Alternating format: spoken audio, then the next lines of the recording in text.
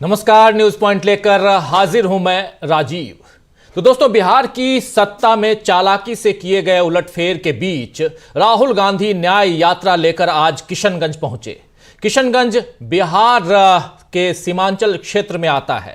पूर्वोत्तर से लेकर पश्चिम बंगाल तक 6 राज्यों में अब तक राहुल गांधी की भारत जोड़ो न्याय यात्रा को जिस तरह का जन समर्थन मिला है, वैसी ही उम्मीद बिहार में भी मिलने की थी। और आज का माहौल देखकर ऐसा ही लगा कि यहां के लोग यानी बिहार के लोग राहुल गांधी का बेसब्री से इंतजार कर रहे थे। बिहार पहुंचकर क्या कुछ कहा है राहुल गांधी ने, आइए पहले उसको सुन लेते हैं, फिर चर्चा आगे बढ़ाएंगे। राहुल गांधी बिहार पहुंचते ही सीधे बहुत सारी बातें, लेकिन सीधे भाजपा पर हमलावर थे। क्या कुछ कह रहे हैं, सुनिए।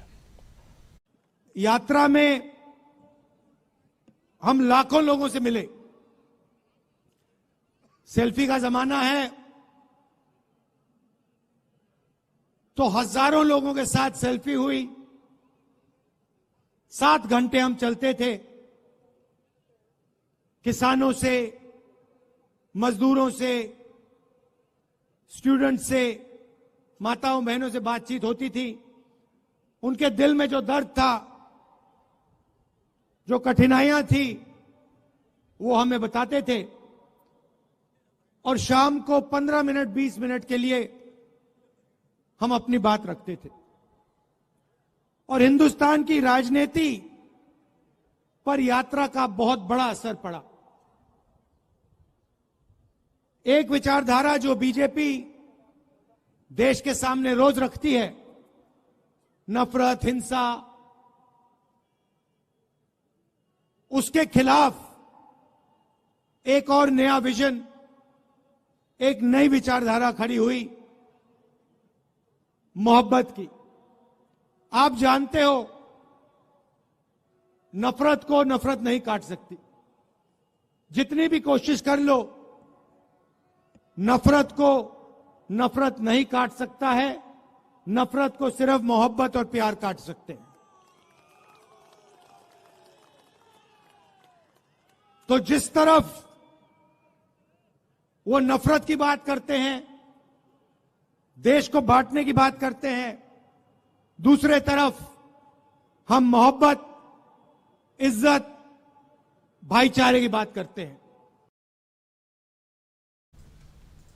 तो एक तरफ नफरत और दूसरी तरफ मोहब्बत और भाईचारे की बात यहां राहुल गांधी कह रहे थे। राहुल गांधी ने नीतीश कुमार पर तो कुछ नहीं कहा, लेकिन ये बात किसी से छिपी नहीं है कि नीतीश कुमार ने सत्ता में पलटी मारने का जो खेल इस बार खेला है, उसके पीछे राहुल गांधी का ही डर नजर आ रहा है। हालांकि राहुल गांधी को रोकने के चक्कर में नीतीश ने शायद इस बार अपने पैरों पर ही कुल्हाड़ी मार ली है। बीजेपी ने तो सत्ता में आने का अपना मकसद नीतीश के जरिए पूरा कर लिया है, क्योंकि लोकसभा चुनावों के पहले पुलिस और प्रशासन पर नियंत्रण के लिए जरूरी था कि बीजेपी बिहार में सत्ता में आए, वरना उसे बिहार में नुकसान हो सकता था। इस तरह बीजेपी को तो सत्ता में आने का फायदा हो सकता है, मगर नीतीश कुमार को 9वीं बार मुख्यमंत्री बनने के बाद शायद 10वीं बार यह मौका न मिले, और यह भी हो सकता है कि अब उनकी पार्टी का अस्तित्व ही दांव पर लग जाए। पाला बदलने के पीछे नीतीश ने जो भी बहाने बनाए हों, लेकिन माना यही जा रहा है कि इंडिया की मजबूती और राहुल गांधी की बढ़ती लोकप्रियता से नीतीश खुद को असुरक्षित महसूस कर रहे थे, और इसीलिए उन्होंने इंडिया को कमजोर करना चाहा है। मगर इस चक्कर में अपनी पार्टी का भविष्य उन्होंने दांव पर लगा दिया। तेजस्वी यादव ने कहा ही है कि अब जेडीयू नहीं बचेगी। कल आपने सुना था तेजस्वी यादव जब नीतीश कुमार पहले मुख्यमंत्री पद से इस्तीफा देते हैं, महागठबंधन को छोड़ते हैं, और शाम को 5 बजते बजते वो फिर से मुख्यमंत्री बन जाते हैं। इस बीच तेजस्वी यादव ने जो बयान दिए, बहुत महत्वपूर्ण बयान है। उनका कहना है कि पिक्चर अभी बाकी है। सुन लीजिए जरा तेजस्वी यादव को। पूरी तरीके से हम यही कहना चाहते हैं कि खेला अभी शुरू हुआ है, अभी बाकी है। अभी तो सारी चीजें हैं ना, तो हम क्या नीति बना रहे हैं, हम अपने पत्ते नहीं खोलना चाहते। पूरी तरीके से हम अपने पत्ते नहीं खोलेंगे कि आगे हम क्या करने जा रहे हैं। क्या नए सत्र में आप लोग कुछ अब हमको कुछ बोलना ही नहीं, इसमें हम पत्ते खोलेंगे ही नहीं। तो हम तो पूरी तरीके से इतना ही कहना चाहते हैं कि हम जो कहते हैं वो करके दिखाएंगे। पिछले 30 जनवरी कबूल है, लेकिन अब बीजेपी के साथ जाना क्या क्या नहीं बोला था, छोड़िए ना। तो देख रहे थे, आप सुन रहे थे तेजस्वी यादव को। तेजस्वी यादव ठेठ लालू यादव के अंदाज में, अपने पिता के अंदाज में अब बयान देने लगे हैं। बिहार में बीजेपी के रथ को रोकने की हिम्मत लालू यादव ने ही दिखाई थी, आपको याद होगा। और अभी उम्र के 8वें दशक में भी लालू जी बीजेपी को चुनौती दे रहे हैं, इसीलिए बीजेपी सरकार में उन पर ईडी का जोर आजमाया जा रहा है। आज ही लालू यादव की पेशी थी, जिसके बारे में कहा जा रहा है कि बीजेपी ऑपरेशन लोटस के बाद अब ऑपरेशन ईडी चला रही है।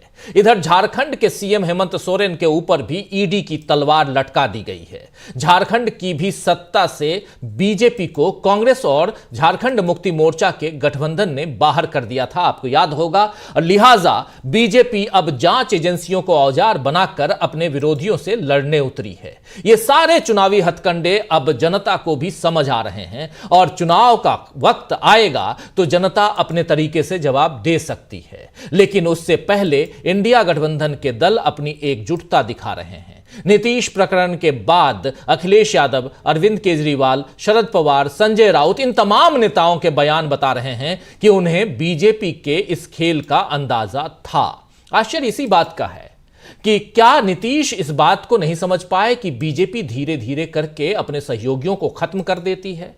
पंजाब में अकाली दल को आप देख लीजिए, महाराष्ट्र में शिवसेना इसके बड़े उदाहरण हैं, और ये उधर गोवा चले जाइए आप, जितने भी छोटे दलों के साथ बीजेपी ने पैक्ट करके, गठबंधन करके पहले चुनाव जीतकर सत्ता की दहलीज तक पहुंचकर अपनी रोटियां सेकने की कोशिश की या रोटियां सेकी, बीजेपी ने उन दलों को बीजेपी छोटा करती गई।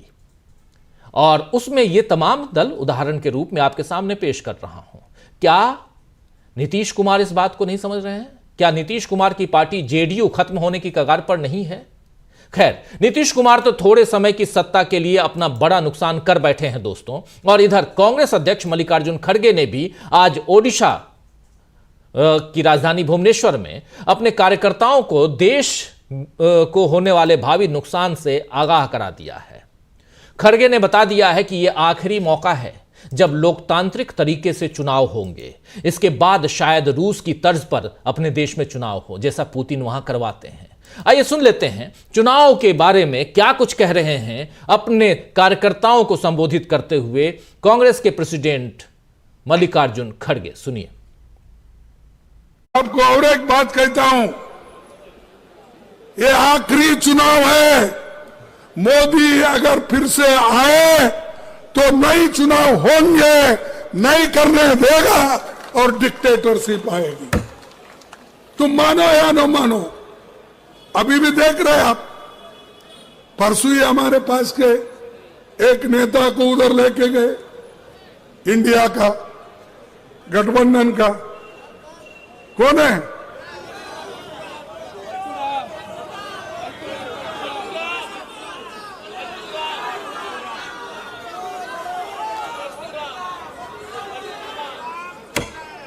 देखो, एक एक को नोटिस देना, डराना, धमकाना, उसकी दोस्ती अगर नहीं छोड़ेंगे फिर हम देख लेंगे।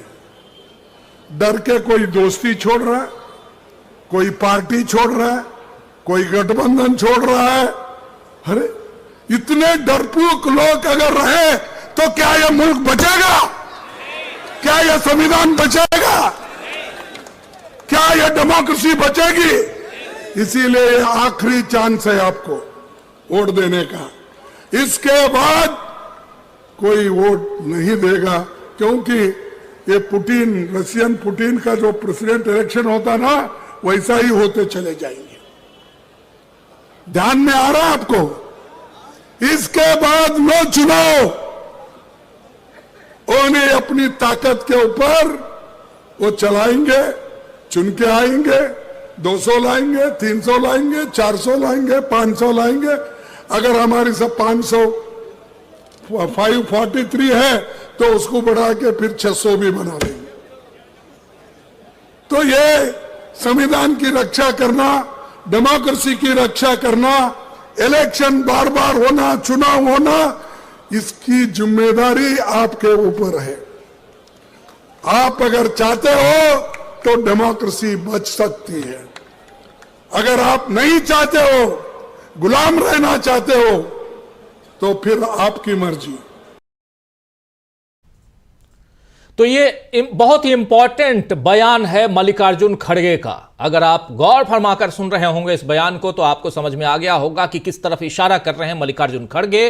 देश के सियासी हालात और उसके अलावा जो कुछ हुआ है और नीतीश कुमार का नाम लिए बिना जो बातें यहां कह रहे थे, बहुत ही महत्वपूर्ण बात कर रहे थे यहां मल्लिकार्जुन खड़गे। राहुल की भारत जोड़ो न्याय यात्रा और बिहार की सियासी हलचल के बीच मल्लिकार्जुन खड़गे ने न केवल कांग्रेस के लोगों को बल्कि पूरे देश की जनता के लिए एक बड़ा संदेश दे दिया है। उधर राहुल गांधी जब बिहार पहुंचे और शाम को अपनी यात्रा को जब खत्म कर रहे थे तो उन्होंने जो बयान दिया है वो भी इंपॉर्टेंट है, जरा उसको भी सुन लेते हैं, क्योंकि यहां से अब एक दूसरी कहानी शुरू होती है। आइए जरा सुनते हैं राहुल गांधी को।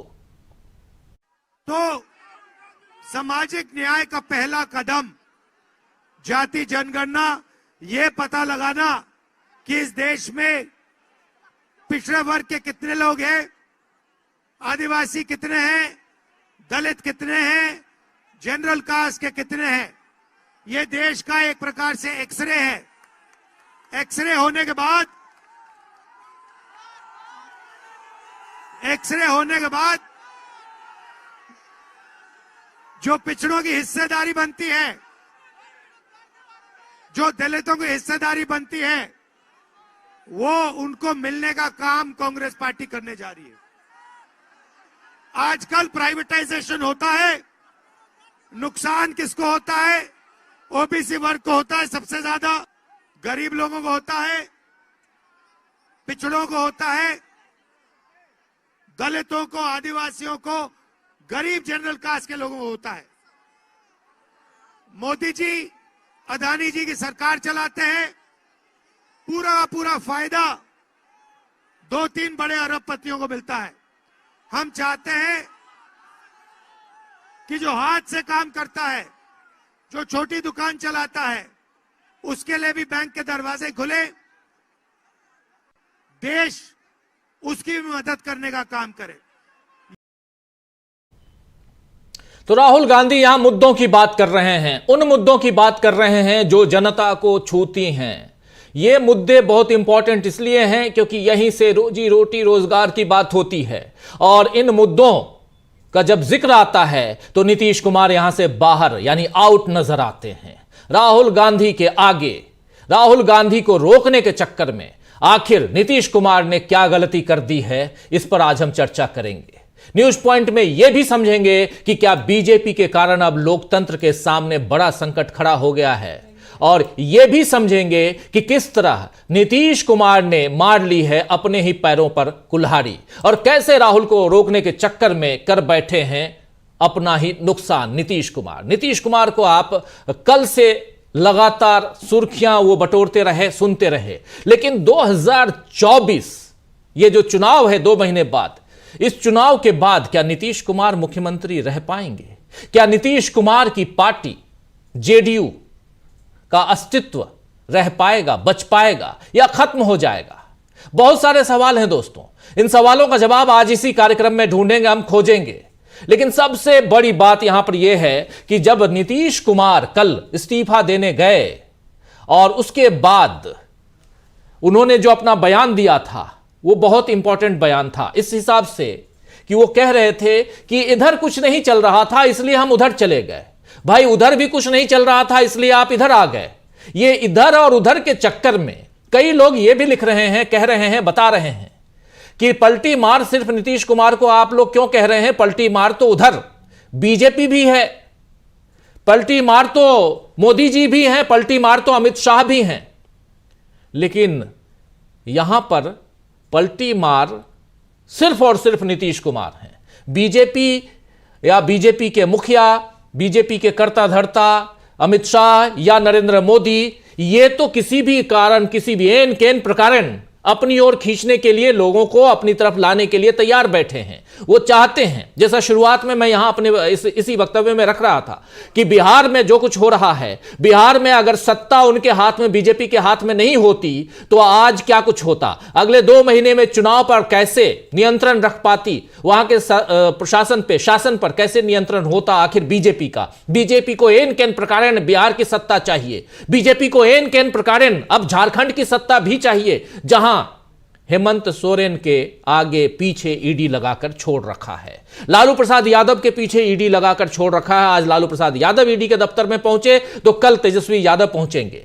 तो बिहार हो या झारखंड हो, आपको याद होगा जब चुनाव था छत्तीसगढ़ का, और उस समय हम लोग कह रहे थे कि छत्तीसगढ़, ओडिशा और झारखंड, ये 3 बहुत ही इंपॉर्टेंट राज्य हैं। बिहार, झारखंड और छत्तीसगढ़ इसलिए इंपॉर्टेंट हैं क्योंकि तीनों मिनरल रिच स्टेट्स हैं और यहां के मिनरल्स को मोदी जी अदानी के हाथ देना चाहते हैं। क्या इसलिए ये सब कुछ चल रहा है? इन तमाम मसलों की चर्चा करेंगे। आइए, हमारे साथ कुछ वरिष्ठ साथी जुड़े हुए हैं, उन सबसे आपका पहले परिचय करवाता हूं और आगे बढ़ते हैं सीधे। आज थोड़ा लंबा वक्त गुजर गया, लेट हो गया, लेकिन उसके लिए माफी चाहता हूं। हमारे साथ जुड़े हुए हैं, देखिए 5 वरिष्ठ साथी जुड़े हुए हैं। जयशंकर गुप्त जी हमारे साथी जुड़े हुए हैं, हमारे एग्जीक्यूटिव एडिटर। हमारे साथी सुनील शुक्ला जी जुड़े हुए हैं, हमारे साथी प्रशांत टंडन जी जुड़े हुए हैं, दीपक पाचपोर जी जुड़े हुए हैं और अमलेंदु उपाध्याय जी जुड़े हुए हैं। आप सबका स्वागत है, इस्तकबाल है, स्वागत इस्तकबाल आप तमाम दोस्त साथी शुभचिंतक आप सबका जो अब तक जुड़ चुके हैं, जो जोड़ने वाले हैं इस खास कार्यक्रम में। सीधे आना चाहता हूं पहले दीपक पाचपोर जी आपके पास। दीपक जी, कैसे देखते हैं आप इधर राहुल गांधी का प्रवेश और उससे पहले एक यहां थोड़ा सिमेट्री जो बैठाने की कोशिश बीजेपी कर रही है, उसको जरा समझने की कोशिश हम करें। जब यह यात्रा की शुरुआत होती है मणिपुर से, तो फिर वहां मुरली देवरा के बेटे जो हैं वो बाहर हो जाते हैं। उसके बाद फिर यह यात्रा पहुंचती है, यानी कांग्रेस को नुकसान। उसके बाद ये यात्रा जब पहुंचती है असम, तो देखिए वहां असम के मुख्यमंत्री क्या कुछ करते हैं। ये यात्रा पहुंचने को होती है बिहार, तब तक बिहार में खेल हो जाता है और अब आगे खेल करने की कोशिश है। ईडी सामने काम कर ही रहा है। जरा आपका नजरिया इस पे और फिर चर्चा को आगे बढ़ाते हैं, क्या कुछ आप देखते हैं? इसमें नया कुछ भी नहीं है। जब पहली यात्रा निकाली थी राहुल गांधी ने, आप याद कीजिए, उसका ठीक 1 दिन पहले गोवा में 3-4 विधायकों को तोड़ लिया गया था और उस समय हेमंता बिस्व शर्मा ने, ये मैं पहली यात्रा की बात कर रहा हूँ, 7 सितंबर 2022 की बात कर रहा हूँ, तो हेमंता बिस्व शर्मा ने और बहुत सारे लोगों ने मजाक उड़ाया था कि पहले राहुल गांधी अपनी पार्टी को जोड़ लें, फिर देश को जोड़ने के लिए निकले। उसका क्या फर्क पड़ा? उसका कोई फर्क नहीं पड़ा और लोगों को यह पता चल गया था कि इस तरीके की जो हरकतें हैं ऑपरेशन लोटस वोटस में चलते रहते हैं, राहुल गांधी पे मजाक उड़ाए जाते हैं। और आप याद कीजिए, पहले ही दिन से कांग्रेस ने, राहुल गांधी ने स्कोर ओवर कर लिया था। उनका जो पहले दिन से जो रिस्पांस था उनका, जब कन्याकुमारी से निकले थे, वही बड़ा अद्भुत था, अप्रत्याशित था। तो इसका कोई बहुत फर्क नहीं पड़ा और इस दौरान और बहुत सारी चीजें हुई हैं। आप याद कीजिए, ज्योतिरादित्य सिंधिया वगैरह जो गए हैं, इनका क्या फर्क पड़ा? कोई बहुत ज्यादा फर्क नहीं पड़ा है। इसी तरह से आप देखिए, ये सारी चीजें जो है वो एक तरफ है, इसमें कोई शक नहीं कि बहुत सारे लोग अब राहुल गांधी की लोकप्रियता से घबरा रहे होंगे, लेकिन इसका एक स्टॉप लगेगा, फुल स्टॉप लगेगा। नीतीश कुमार के बाद शायद इसलिए लग जाएगा कि नीतीश कुमार की जो दुर्गति 2 दिन के अंदर अंदर हुई, अभी 24 घंटे नहीं हुए हैं उन्हें मुख्यमंत्री बने हुए। आप तमाम सोशल मीडिया के अलावा खुद बिहार में उनके बारे में जो जो बातें हो रही हैं, तमाम कयास लगाए जा रहे हैं। बहुत सारे लोग अब ये भी बताने लगे हैं कि किस प्रकार से नीतीश कुमार जो है इस चुनाव के बाद कहीं नजर नहीं आएंगे और उनकी हालत कोई बहुत अच्छी नहीं रहेगी, राजनीतिक रूप से मैं बात कर रहा हूं। और इसके साथ साथ ही भारतीय जनता पार्टी ने भी अपनी सत्ता लोलुपता का जो परिचय दिया है, उसका भी खामियाजा भुगतना पड़ेगा, क्योंकि नीतीश कुमार कई बार पलट कर जो है वो इतने गंदे हो चुके हैं कि अब उनको जो भी उठाने की कोशिश करेगा या जो भी उनसे निपटने की कोशिश करेगा, उसके शरीर पर भी कीचड़ और धूल जो है वो निश्चित रूप से जाएगी। भारतीय जनता पार्टी को भी अब लोग बार बार इस रूप में याद कर रहे हैं कि पलटू राम जो है अकेले नीतीश कुमार नहीं है, जैसा आपने भी कहा। और बहुत सारे लोग अब इस बात को केंद्र में रख रहे हैं कि किस प्रकार से अमित शाह ने कहा था कि अब इनके लिए हमारे दरवाजे बंद हो चुके हैं, गिरिराज सिंह ने बोला था, बहुत सारे लोगों ने कहा था। और तो और नीतीश कुमार की पार्टी के लोग आखिरी वक्त तक ये झूठ बोलते रहे कि हम जो है कहीं नहीं जा रहे हैं, गठबंधन के साथ हैं और इसमें एनडीए में शामिल होने का सवाल नहीं। एक तरह से जो नीतीश कुमार कहते थे भारतीय जनता पार्टी को भारी झूठा पार्टी, अब लोग उनके बारे में ही कहने लगे हैं कि ये व्यक्ति ही इतना झूठा है, इनकी इमेज पूरी की पूरी तरीके से एक तरह से आप समझिए कि कोलैप्स कर गई है। और उसी के बरक्स उधर राहुल गांधी का जब बिहार में देखे किस प्रकार से स्वागत हुआ, अभूतपूर्व स्वागत हुआ, कहीं पर ऐसा बिल्कुल नहीं लग रहा है कि केवल एक दिन पहले यहाँ के मुख्यमंत्री ने राहुल गांधी का साथ छोड़ा है या इंडिया गठबंधन का साथ छोड़ा है, कहीं उसकी एक झलक भी नहीं है। और उसके बाद एक और जो बहुत बड़ा स्तंभ जो खड़ा है मजबूती के साथ, वो है तेजस्वी यादव का। और लालू यादव को जिस प्रकार से टारगेट किया गया, आज ईडी के दफ्तर में बुलाया गया इतने उम्रदराज नेता को, इसकी सीधे सीधे सहानुभूति जो है वो आरजेडी को मिल रही है। और नीतीश कुमार और भारतीय जनता पार्टी दोनों संयुक्त रूप से जो है वो उनकी छवि बड़ी गिरी है। अंतिम बात कह दूं कि अब लोग ये कयास लगा रहे हैं कि आने वाले समय में जो चुनाव होगा लोकसभा का, तो लोगों का ये मानना है, और मैं उसको शायद काफी सही मान के चल रहा हूं, कि नीतीश कुमार को उससे भी बड़ा नुकसान होगा अगर वो इंडिया के साथ बने रहते तो उनकी स्थिति बेहतर होती। तो निश्चित रूप से अब ये जो बहुत बड़ी गलती नीतीश कुमार कर बैठे हैं, उसको कैसे वो जस्टिफाई करेंगे जब मतदाताओं के पास जाएंगे। ठीक है, आप मुख्यमंत्री आवास से निकलकर राजभवन जाएंगे, राजभवन से विधान परिषद में विधानसभा में जाएंगे, लौट आएंगे, लेकिन 2 महीने के बाद आपको मतदाताओं के बीच जाना है। आप कैसे जस्टिफाई करेंगे? आप किस तरीके से एनडीए की बात करेंगे, किस तरीके से कहेंगे कि मोदी को प्रधानमंत्री बनाना है, और आप किस तरीके से सामाजिक न्याय की बात करेंगे, विशेषकर जातिगत जनगणना की।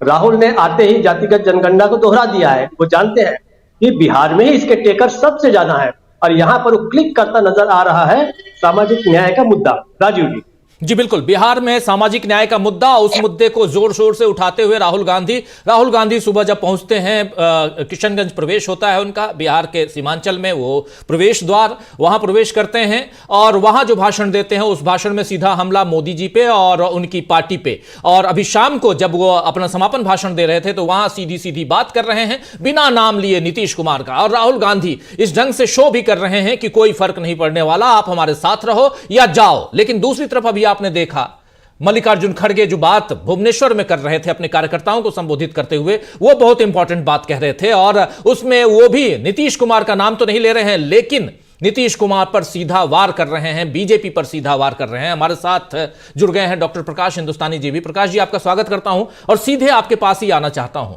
प्रकाश जी, आप कैसे देखते हैं, क्या नीतीश कुमार ने गलती कर दी है? क्या नीतीश कुमार 2024 के चुनाव के बाद एक विषम परिस्थिति से गुजरने वाले हैं? जो कुछ अभी तक हुआ है, अब यहां से आगे की राजनीति अगर देखी जाए तो नीतीश कुमार की राजनीति को कहां आप देखते हैं?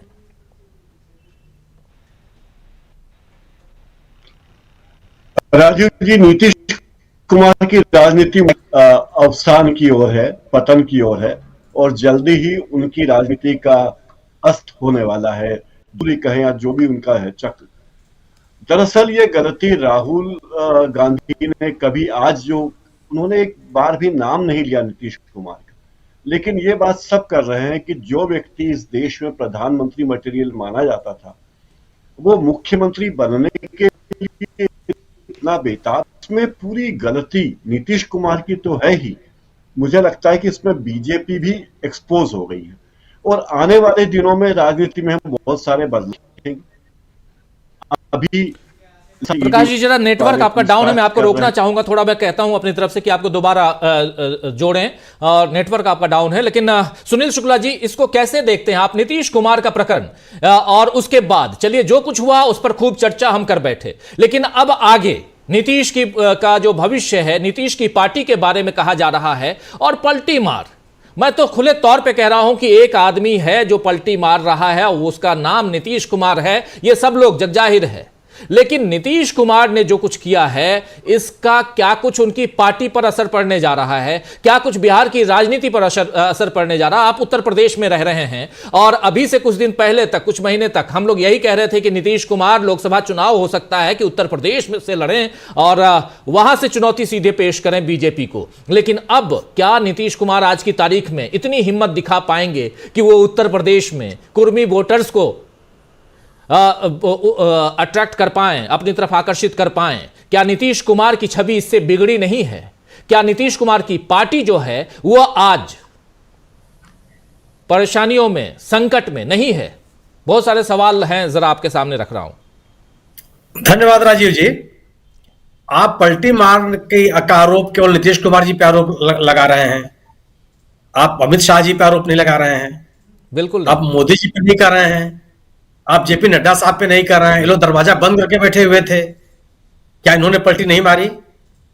ये लोग कह रहे थे दरवाजा बंद है, खिड़की बंद है, एक छेद भी नहीं है, सब कुछ बंद है, और आप एकदम आपने लपक करके नीतीश कुमार जी को बैठा लिया। आप 20 तारीख को 22 तारीख को इस महीने में राम जन्मभूमि की प्राण प्रतिष्ठा करने के बाद ये सबको ये लग रहा था कि कहीं कुछ होने वाला नहीं है, अब एक तरफा बयार बहेगी। नीतीश कुमार जी के इस निर्णय से नीतीश कुमार जी ने अपनी विश्वसनीयता खो दी। अपने विश्वास को गंवा करके आप राजनीति नहीं कर सकते। आप किसी ऐसे ऐसे लोगों के साथ जुड़ नहीं सकते जहां आपका विश्वास खतरे में पड़ जाए। आप किस बात की राजनीति कर रहे थे? आप राजनीति कर रहे थे सामाजिक न्याय की, सामाजिक सशक्तिकरण की, और जिसके पास कहां चले गया, जो इस सामाजिक न्याय के साथ कहीं खड़े होने के लिए तैयार नहीं है। सामाजिक न्याय के लिए जो रास्ता अपने अख्तियार किया था, जाति जनगणना, उसके पक्ष में लोग नहीं थे। क्या जाति जनगणना का जो निर्णय आपने लिया था, अगर आप आरजेडी के साथ नहीं रहते तो क्या आप अपने इस कार्यक्रम को लागू कर पाते? और अगर आप लागू कर लिए तो क्या अब आगे की जो राजनीति है वह एनडीए के साथ आप इसको पूरा कर लेंगे? जो जाति जनगणना का जाति शब्द का उल्लेख करने के लिए तैयार नहीं है, जिन लोगों ने सामाजिक सशक्तिकरण के किसी भी प्रयास को, चाहे वो कर्पूरी ठाकुर का प्रयास रहा हो, चाहे वो विश्वास प्रताप सिंह का प्रयास रहा हो, उन्होंने इसको सफल नहीं होने दिया। उसके खिलाफ खड़े हो गए, सरकारों को गिरा दिया, समर्थन दे रहे थे उनको वापस ले लिया। ये इतिहास गवाह है। तो जिस कार्यक्रम को आप लेके चल रहे थे, उस कार्यक्रम के विरोध में सिरे से लोग खड़े रहे हैं, कभी उसके पक्षधर नहीं रहे, और आप उनके साथ जाके बैठ गए। तो क्या आपका मतदाता आपके इस निर्णय के साथ आपके साथ जाने के लिए तैयार होगा? क्योंकि वो आपके साथ इस बात के लिए नहीं था, आपके साथ वो सामाजिक न्याय के लिए था, आपके गुड गवर्नेंस के लिए था, आपके साथ सामाजिक सशक्तिकरण के लिए था। और अगर आप सामाजिक सशक्तिकरण के अपनी नीतियों और कार्यक्रमों को छोड़ करके ऐसे लोगों के साथ आप जाकर के बैठेंगे जो इसके घोर विरोधी रहे हैं, और घोर विरोधी करने की कल्पना करने की जरूरत नहीं है।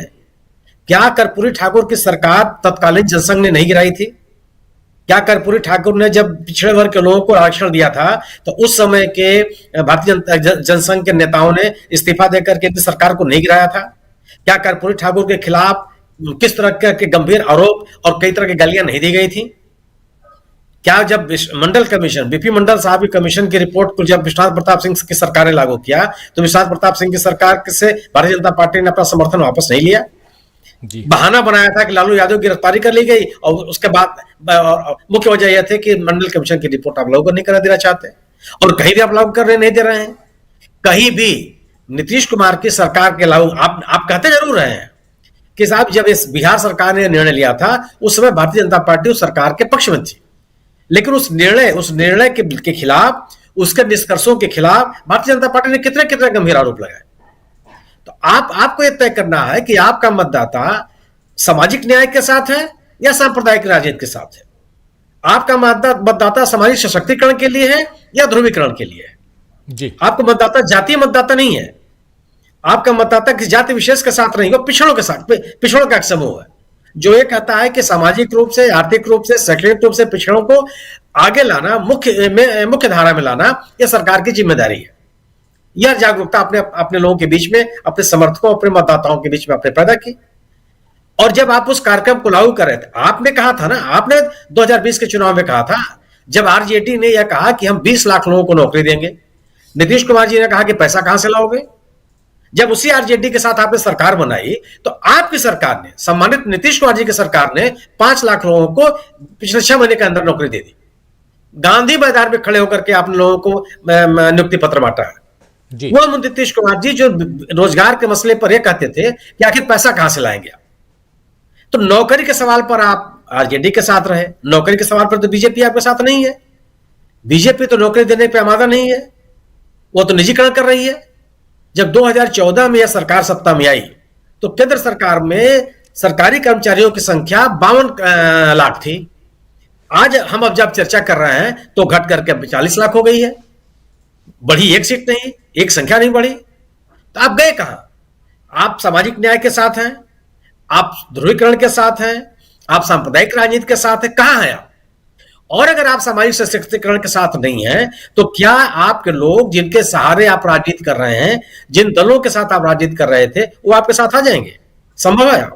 और आप आरोप लगा रहे हैं कि साहब कांग्रेस ने हमको महत्व नहीं दिया। जी, तो आप कांग्रेस में महत्व लेने के लिए आए थे कि आप मोदी जी को हराने के लिए आए थे? आपने कहा क्या था?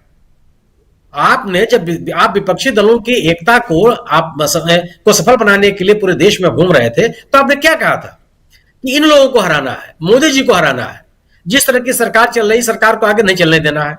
और आपने मोदी जी को हराने के लिए, भारतीय जनता पार्टी की सरकार को सत्ता से बाहर रखने के लिए आपने गठबंधन बनाने का प्रयास किया। जी, तो आप लक्ष्य कुछ लेकर के आ रहे थे और आप आरोप लगा रहे हैं कि कांग्रेस ने हमको महत्व नहीं दिया, कांग्रेस ने हमको तरजीह नहीं दी, कांग्रेस इंडिया दल समूह के गतिविधियों में काम करने में उनको आपको सुविधा हो रही थी। आप दो बातें कह रहे हैं ना, तो क्या यह संभव है? या आप नीतीश को, मैं स्वीकार करता हूं कि नीतीश कुमार जी को सुशासन माहौल के रूप में बिहार की जनता ने सन आंखों में बैठाया, और इसमें कोई दो राय नहीं है कि जब इस सत्ता में आए हैं उस समय इन्होंने बहुत सारे काम किए। बिहार को प्रगति के रास्ते पर ले जाने के लिए उन्होंने ढेर सारे प्रयास किए, लेकिन वो सारे प्रयास तब ज्यादा सफल रहे थे जब आपने गैर भाजपा राजनीतिक दलों के साथ आपकी सांठगांठ थी, सहयोग आपने लिया, वो कार्यक्रमों को आपको लागू करने में सुविधा हुई। अब आपके पास कोई तर्क भी नहीं है, आप कोई वजह भी नहीं बता पा रहे हैं। लोगों का विश्वास और अपना विश्वास खो करके आप अपने जन समर्थन को बहाल नहीं रख सकते, संभव नहीं है ये। बिल्कुल। जिस किसी भी, और आपको जन समर्थन आपकी योजनाओं, आपके कार्यक्रमों, आपकी नीतियों और आपकी प्रतिबद्धताओं के आधार पर मिलता है। आपने बिहार की जनता को आश्वासन दिया था कि आप विकास के पथ पर ले जाएंगे, सांप्रदायिकता के खिलाफ आप लड़ाई लड़ेंगे और सामाजिक सशक्तिकरण की राजनीति को आप आगे बढ़ाएंगे। और आपने सभी मुद्दों को छोड़ करके फिर से आप एनडीए के साथ शामिल हो गए। आप एक राजनीतिक दल के रूप में आपको पूरा अधिकार है कि आप कहां जाते हैं, कहां नहीं जाते हैं। राहुल गांधी को रोकना या राहुल गांधी को बढ़ावा देना आपका नारा नहीं था। कांग्रेस को बढ़ावा देना या उनको आगे बढ़ाना आपका नारा नहीं था। आपका यह नारा था कि मोदी जी को सत्ता से बाहर करना। आपने ये कहा था कि लोग जितनी जैसे आए हैं वैसे ही चले जाएंगे, आपने ये कहा था। आपने बिल्कुल नहीं कहा था कि हम इसलिए आए कि कांग्रेस हमको महत्व दे। तो आप अगर अपने कार्यक्रमों को छोड़ेंगे, और जिन कार्यक्रमों के आधार पर, और इतिहास गवाह है कि जब जब आप सामाजिक सशक्तिकरण की शक्तियों के साथ आपने चुनाव लड़ा है, लोगों ने आपको जम के समर्थन दिया, और जब आप उनसे अलग हुए हैं आपका जन समर्थन घटा है, आपके लोकप्रियता घटी है। और मुझे लगता है कि आप आज जो नीतीश कुमार जी के समर्थक हैं बिहार में, उन लोगों को अपने साथ, इनको एनडीए में ले जा पाना बहुत कठिन होगा। और भारतीय जनता पार्टी भी नीतीश कुमार जी को बहुत समय तक बर्दाश्त नहीं करेगी। यह इतिहास है बीजेपी का। बीजेपी ने किसी भी अपने सहयोगी को पुष्पित पल्लित नहीं होने दिया है। असम गण परिषद यही सिर्फ पार्टी खत्म हो गई, नाम लेवा कोई नहीं है।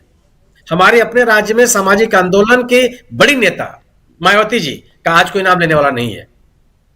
आप कर्नाटक में देवेगौड़ा साहब प्रतापी किसान नेता, मैं व्यक्तिगत रूप से स्वीकार करता हूं कि बहुत सम्मान उनका रहा है उस इलाके में, और आज भी उनका सम्मान है। उनका केवल ये आरोप लगा लोगों के ऊपर कि वो बीजेपी के साथ है, उनका जनाधार खत्म हो गया। सरकार छोड़ दीजिए, राज्य बनाने का श्रेय लेने वाले केसीआर साहब इस बिना पर जो अपना जन समर्थन खो दिए कि उनकी निकटता बीजेपी के साथ है। आपको तय करना पड़ेगा कि आप किसके साथ खड़े हैं, सशक्तिकरण के साथ खड़े हैं या ध्रुवीकरण के साथ खड़े हैं। अगर आप यह निर्णय लेने में अगर आपसे चूक होगी तो आप अपने जन समर्थन को बनाए नहीं रख सकते, संभव नहीं है। जी, जिस सीढ़ी के सहारे ऊपर चढ़े उसी सीढ़ी को पैर से मार के किनारे कर दिए, ऊपर पहुंच गए। और ऐसा ही इस घटनाक्रम को अगर जोड़ा जाए कहीं अलग से, तो देखिए जैसा आप कह रहे थे, असम गण परिषद हो, चाहे उधर कर्नाटक में देवेगौड़ा की पार्टी हो जेडीएस, चाहे केसीआर हो, या उधर आप देख लीजिए अकाली दल, श्रोमणी अकाली दल हो, या गोवा की पार्टी हो, तमाम जगहों पे आप देख लीजिए। थोड़ा सा केजरीवाल साहब भी आगे बढ़ने की कोशिश किए थे, उनका क्या असर हो रहा था। अब तो इंडिया गठबंधन में है और मायावती जी को आप देख ही रहे हैं। तो ये सब कुछ बीजेपी के कारण, बीजेपी के साथ चल के होता रहा। लेकिन जेडीयू का क्या हो रहा है, इसकी चर्चा तो हम कर रहे हैं, लेकिन उसी बिहार में आज राहुल गांधी पहुंच चुके हैं। राहुल गांधी उधर बिहार में और इधर ओडिशा में जो मल्लिकार्जुन खड़गे ने जो बात कही है उसको एक बार फिर से सुनाना चाहता हूं। जो साथी बाद में जुड़े हैं उनका एक बार फिर से स्वागत इस्तकबाल करता हूं। और मल्लिकार्जुन खड़गे की बात यहां क्यों इंपॉर्टेंट है, और मल्लिकार्जुन खड़गे ने इतने भाषण दिए, आज तक इस ढंग के भाषण को मैं नहीं सुना था, इसलिए मैं आप लोगों को भी सुनाना चाहता हूं। बहुत ही इंपॉर्टेंट बात कह रहे हैं, लंबा उनका इतिहास है, राजनीतिक इतिहास है, लेकिन उन चीजों को कैसे समझ रहे हैं उसको सुन लेते हैं और फिर एक बार प्रकाश जी के पास आता हूं। सुनिए जरा। आपको और एक बात कहता हूं, ये आखिरी चुनाव है। मोदी अगर फिर से आए तो नई चुनाव होंगे, नहीं करने देगा और डिक्टेटरशिप आएगी। तुम मानो या न मानो, अभी भी देख रहे आप, परसों ही हमारे पास के एक नेता को उधर लेके गए, इंडिया का गठबंधन का, कौन है?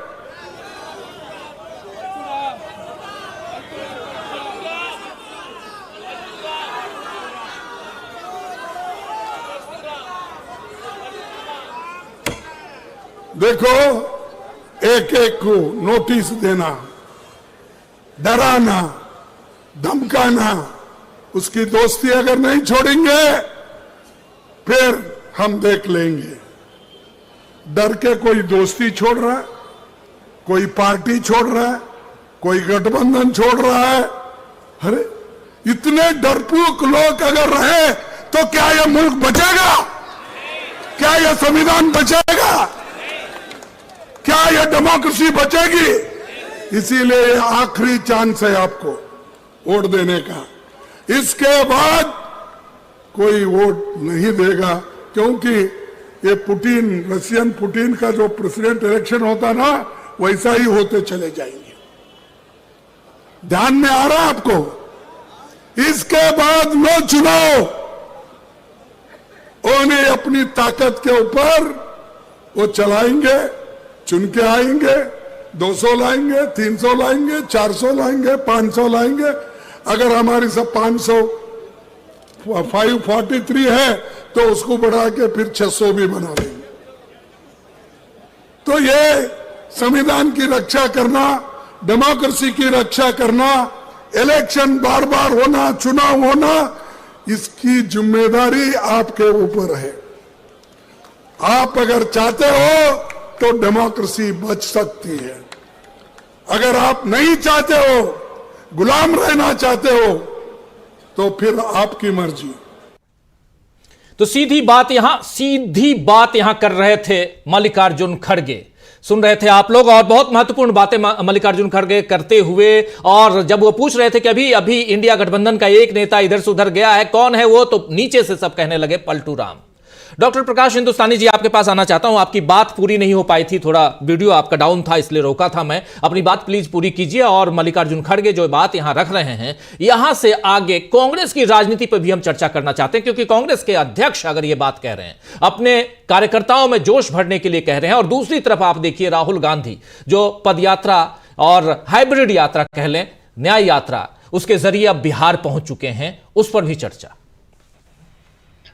राजीव जी, खड़गे साहब ने जो बातें कही उसका एक मुजाहरा आपको जल्दी ही देखने को मिलेगा।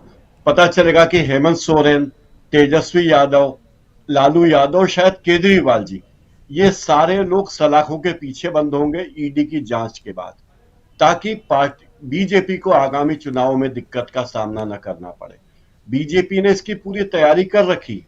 और नीतीश कुमार के बारे में यही कहा जा सकता है कि शादियों में जैसे फूफा आते हैं, तो वो शादी के पहले ही तय करके आते हैं कि उन्हें किस बात पर रूठना है, किस बात पर नौटंकी करनी है। नीतीश कुमार वैसे ही नौटंकी कर रहे हैं। इसकी शुरुआत उन्होंने पार्टी के अध्यक्ष को बदलने से की थी, और वो एक बार साफ हो गया था कि आखिर पार्टी अध्यक्ष क्यों बदला जा रहा है। नीतीश कुमार ने बेशर्मी की हदें पार कर दी है, और नीतीश कुमार के साथ ही उन सारे लोगों ने जो बीजेपी के साथ हैं, बीजेपी के तमाम नेता जो बड़े बड़े दावे करते थे, एक्सपोज हो चुके हैं। लेकिन इस सब का कोई फायदा बीजेपी को या एनडीए को होने वाला नहीं है, क्योंकि बिहार में 40 में से 39 सीटें एनडीए के पास है। अब बीजेपी या एनडीए के पास बिहार में खोने के लिए ही है, पाने के लिए कुछ भी नहीं है। मुझे नहीं लगता कि उनकी सीटें बरकरार रहेगी इसके बाद भी। अगर आप नीतीश कुमार का पूरा इतिहास देखें तो आप पाएंगे कि भले ही वे मुख्यमंत्री बने रहे हों, लेकिन हर चुनाव में उनकी पार्टी की सीटें कम होती जा रही हैं और अगले चुनाव में उनकी पार्टी का हाल क्या होने वाला है उसको इसकी कल्पना पूरी तरह से है। तो वे बीजेपी की बैसाखियों के सहारे आगे बढ़ना चाहते हैं, मुख्यमंत्री बने रहना चाहते हैं। वो बेशर्मी की उस हद तक जा चुके हैं जहां लोगों के तंज का उन पर कोई असर नहीं होता, लोगों की भावनाओं का, लोगों के मजाक का उन पर कोई असर नहीं होता। वो बेशर्मी की उस हद तक पहुंच चुके हैं। बेशर्म की कोई सीमा अगर है तो यहां तक कि लोग अब मुहावरे गिरगिट से उनकी तुलना करने लगे। इससे बढ़कर शर्मनाक बात होने क्या होगी। लेकिन वो अभी भी अपने आप को कहते हैं कि देखिए हम सुशासन किया, हमने ये किया। लेकिन आप देखेंगे जब से तेजस्वी यादव उप मुख्यमंत्री बने थे, उनके डिप्टी सीएम थे, तब से बिहार में जो फैसले हुए वो लगभग सभी बड़े फैसले, चाहे 2 लाख बेरोजगारों को रोजगार देने की बात हो, जातीय जनगणना की बात हो, कर्मचारियों के हितों के फैसले हों, प्रदेश के विकास की बातें हो, उन सब बातों में तेजस्वी जो डिप्टी सीएम है उनकी भूमिका सबको नजर आ रही है। और ये बात सबको नजर आई कि जो व्यक्ति रोजगार लाया है, नारा चल पड़ा है बिहार में कि जो रोजगार लाया है, जिसने हमें रोजगार दिया है, हम उसे लाएंगे। और वो किसके साथ है कि वो इंडिया गठबंधन के साथ है। तो ये सब बातें देखने के बाद यही कहा जा सकता है कि कोई व्यक्ति कितना बेशर्म हो सकता है, बेशर्मी की इंतहा क्या होगी। तो ये कहा जा सकता है कि वो नीतीश कुमार हो गया है। वो ये कहने की जरूरत नहीं भविष्य में किसी को कि वो बहुत बेशर्म है, कहेंगे कि वो नीतीश कुमार है। राजीव जी, फिलहाल अभी इतना ही। जी बिल्कुल बिल्कुल, एक सिनोनिम, बेशर्म का सिनोनिम आप नीतीश कुमार के नाम से दे रहे हैं। और यहां सियासत में सब कुछ जायज है कहा जाता है, everything is fair in love and war कहते हैं, लेकिन यहां बात सियासत की हो रही है। सब कुछ जायज, चाहे दोस्त हो चाहे दुश्मन हो, जब चाहे गले लगा लो, गले मिला लो। लेकिन क्या नीतीश कुमार ने ऐसा करके अपने पैर पर कुल्हाड़ी मार ली है? लेकिन नीतीश कुमार के ही अब राज्य में कल राहुल गांधी की रैली होने वाली है। एक जबरदस्त रैली की तैयारी पूर्णिया में, बिहार के पूर्णिया में चल रही है। कल उस रैली को संबोधित करेंगे राहुल गांधी। लेकिन देखिए, कल पहले से ही लालू यादव ने कह दिया था कि अगर मुझे ईडी वालों ने बुला लिया तो मैं नहीं आऊंगा, वरना मैं वहां मौजूद रहूंगा। तेजस्वी यादव का भी यही कहना है। हालांकि तेजस्वी यादव को शायद कल बुलाया गया है ईडी के पास, अगर कल नहीं तो परसों शायद जाएंगे। लेकिन बिहार की ये रैली बहुत इंपॉर्टेंट है। प्रशांत जी, आपके पास जल्दी से आना चाहता हूं। और इसी रैली से बिहार की एक दशा और दिशा दोनों तय होते हुए हम देखेंगे। अब जब पलट चुके हैं नीतीश कुमार बिहार में क्या कुछ, क्योंकि अभी तक जो भी गणना होती थी लोकसभा चुनाव की 40 सीटों की, और इन 40 सीटों में से यह कहा जाता था कि यह गठबंधन यानी इंडिया गठबंधन जो है वो बहुत मजबूती के साथ इस बार रोक देगा। लेकिन क्या आपको लगता है कि जब नीतीश कुमार पलट चुके हैं और अब बीजेपी के पास शासन प्रशासन दोनों है, तो जो इंडिया गठबंधन सोच रहा था वैसा ही होने जा रहा है, या यहां कुछ गड़बड़ है? या दूसरी चीज यहां जो कल हम लोग चर्चा कर भी रहे थे प्रशांत जी, कि अब नीतीश कुमार के निकलने से इंडिया गठबंधन को बहुत सारे फायदे हैं, जिसमें फायदा नंबर 1 कि नीतीश कुमार अगर यहां रहते और कल को पलट जाते, लोकसभा चुनाव के बाद कुछ सीटें कम होती उधर, और कहते कि नहीं जी हम तो अपने पुराने साथी के पास जा रहे हैं, तब क्या होता? तो जो होता है सो अच्छा होता है, यह माना जाए। क्या कुछ आप देखते हैं प्रशांत जी? देखिए, कल तेजस्वी ने एक बात कही थी कि खेल अभी बाकी है जी। और आज क्या हुआ? आज पहली कैबिनेट बैठक हुई है नीतीश कुमार की अध्यक्षता में, यानी बीजेपी के साथ जो बनी सरकार है उसकी पहली कैबिनेट बैठक हुई। और उस पहली कैबिनेट की बैठक में जो एक फैसला हुआ है कि 6 फरवरी को जो बजट सेशन आना था उसको पोस्टपोन कर दिया, कैंसिल कर दिया, रद्द कर दिया। अब गवर्नर ने जब इनको सरकार बनाने का न्योता दिया तो ये नहीं कहा कि फला तारीख को आप असेंबली में अपना बहुमत साबित कीजिए। जो तरीका, कोई भी नया गठबंधन अगर आता है तो तरीका यही है कि आप बहुमत सिद्ध करने का उनको मौका दें। वो मौका नहीं हुआ। बजट सेशन आना था। बजट क्योंकि फाइनेंस बिल है, मनी बिल है, उसमें अगर वो गिर जाता तो इसका मतलब है कि सरकार को बहुमत नहीं है। ये संवैधानिक प्राविधान है। जी। तो नीतीश कुमार को अभी भी डर है क्या कि बजट सेशन उन्होंने रद्द किया है? क्या लालू यादव जो कि बिहार के इस वक्त सबसे बड़े नेता हैं, वो केवल ईडी की पूछताछ से डरने वाले व्यक्ति नहीं है? उनकी इस पूरे प्रकरण में खामोशी क्या कहती है? उनकी खामोशी बहुत कुछ कहती है और इसका हमको इंतजार करना पड़ेगा। तो नीतीश कुमार को एक डर है। दूसरी बात, उनका जो दूसरा डर था वो ये था कि 2024 के लोकसभा चुनाव के बाद उनको कहा जाता है कि अब आप केंद्र की राजनीति कीजिए, बिहार का मुख्यमंत्री जो पद है वो आप तेजस्वी यादव को दिए। 2025 का चुनाव तेजस्वी यादव की अध्यक्षता में होता, उनका चेहरा सामने रख के। नीतीश कुमार 2025 तक का अपना मुख्यमंत्री पद बचाने के लिए वहां गए। उसके बाद क्या होगा उनको भी नहीं मालूम है। अब कब जब नीतीश कुमार, कल भी ये बात हुई थी, मैं आज आंकड़े के साथ बात कर रहा हूं, जब भी नीतीश कुमार आरजेडी के साथ चुनाव लड़े, 2015 में आरजेडी के साथ चुनाव लड़े थे, महागठबंधन तभी बना था जी।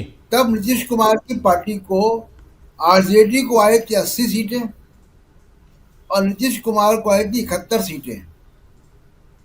फिर भी इनको मुख्यमंत्री बनाया गया था और बीजेपी को आई थी 53 सीटें। अब जब नीतीश कुमार बीजेपी के साथ चुनाव लड़ते हैं तो आरजेडी को आती है 75 सीटें, बाद में 4 और जुड़ गए एमआईएम के, 79 हो गया तो जी। 79 हो गया। लेकिन चुनाव जीत के वो 75 सीटों पे आए। नीतीश कुमार की सीटें घट गई 43, 71 से 43 और बीजेपी की बढ़ गई 53 से 74।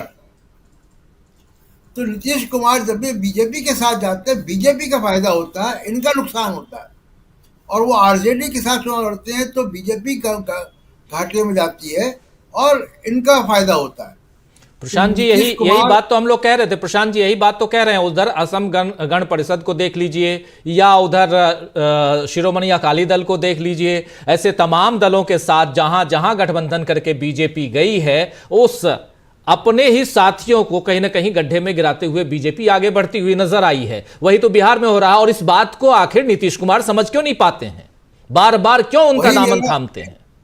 मेरा यही एक वो जिज्ञासा है जानने में कि 9वीं बार शपथ लेने वाले व्यक्ति, इतने मंझे हुए कलाकार जो, और वो इतनी छोटी सी बात क्यों समझ नहीं पा रहे? कौन सी ऐसी मजबूरी थी, ऐसा कौन सा दबाव था कि जो इस तरीके की आत्मघाती जो कदम उन्होंने लिया है, राजनीतिक रूप से आत्महत्या की है जाके बीजेपी के साथ, वो क्यों की है? कोई मजबूरी रही होगी।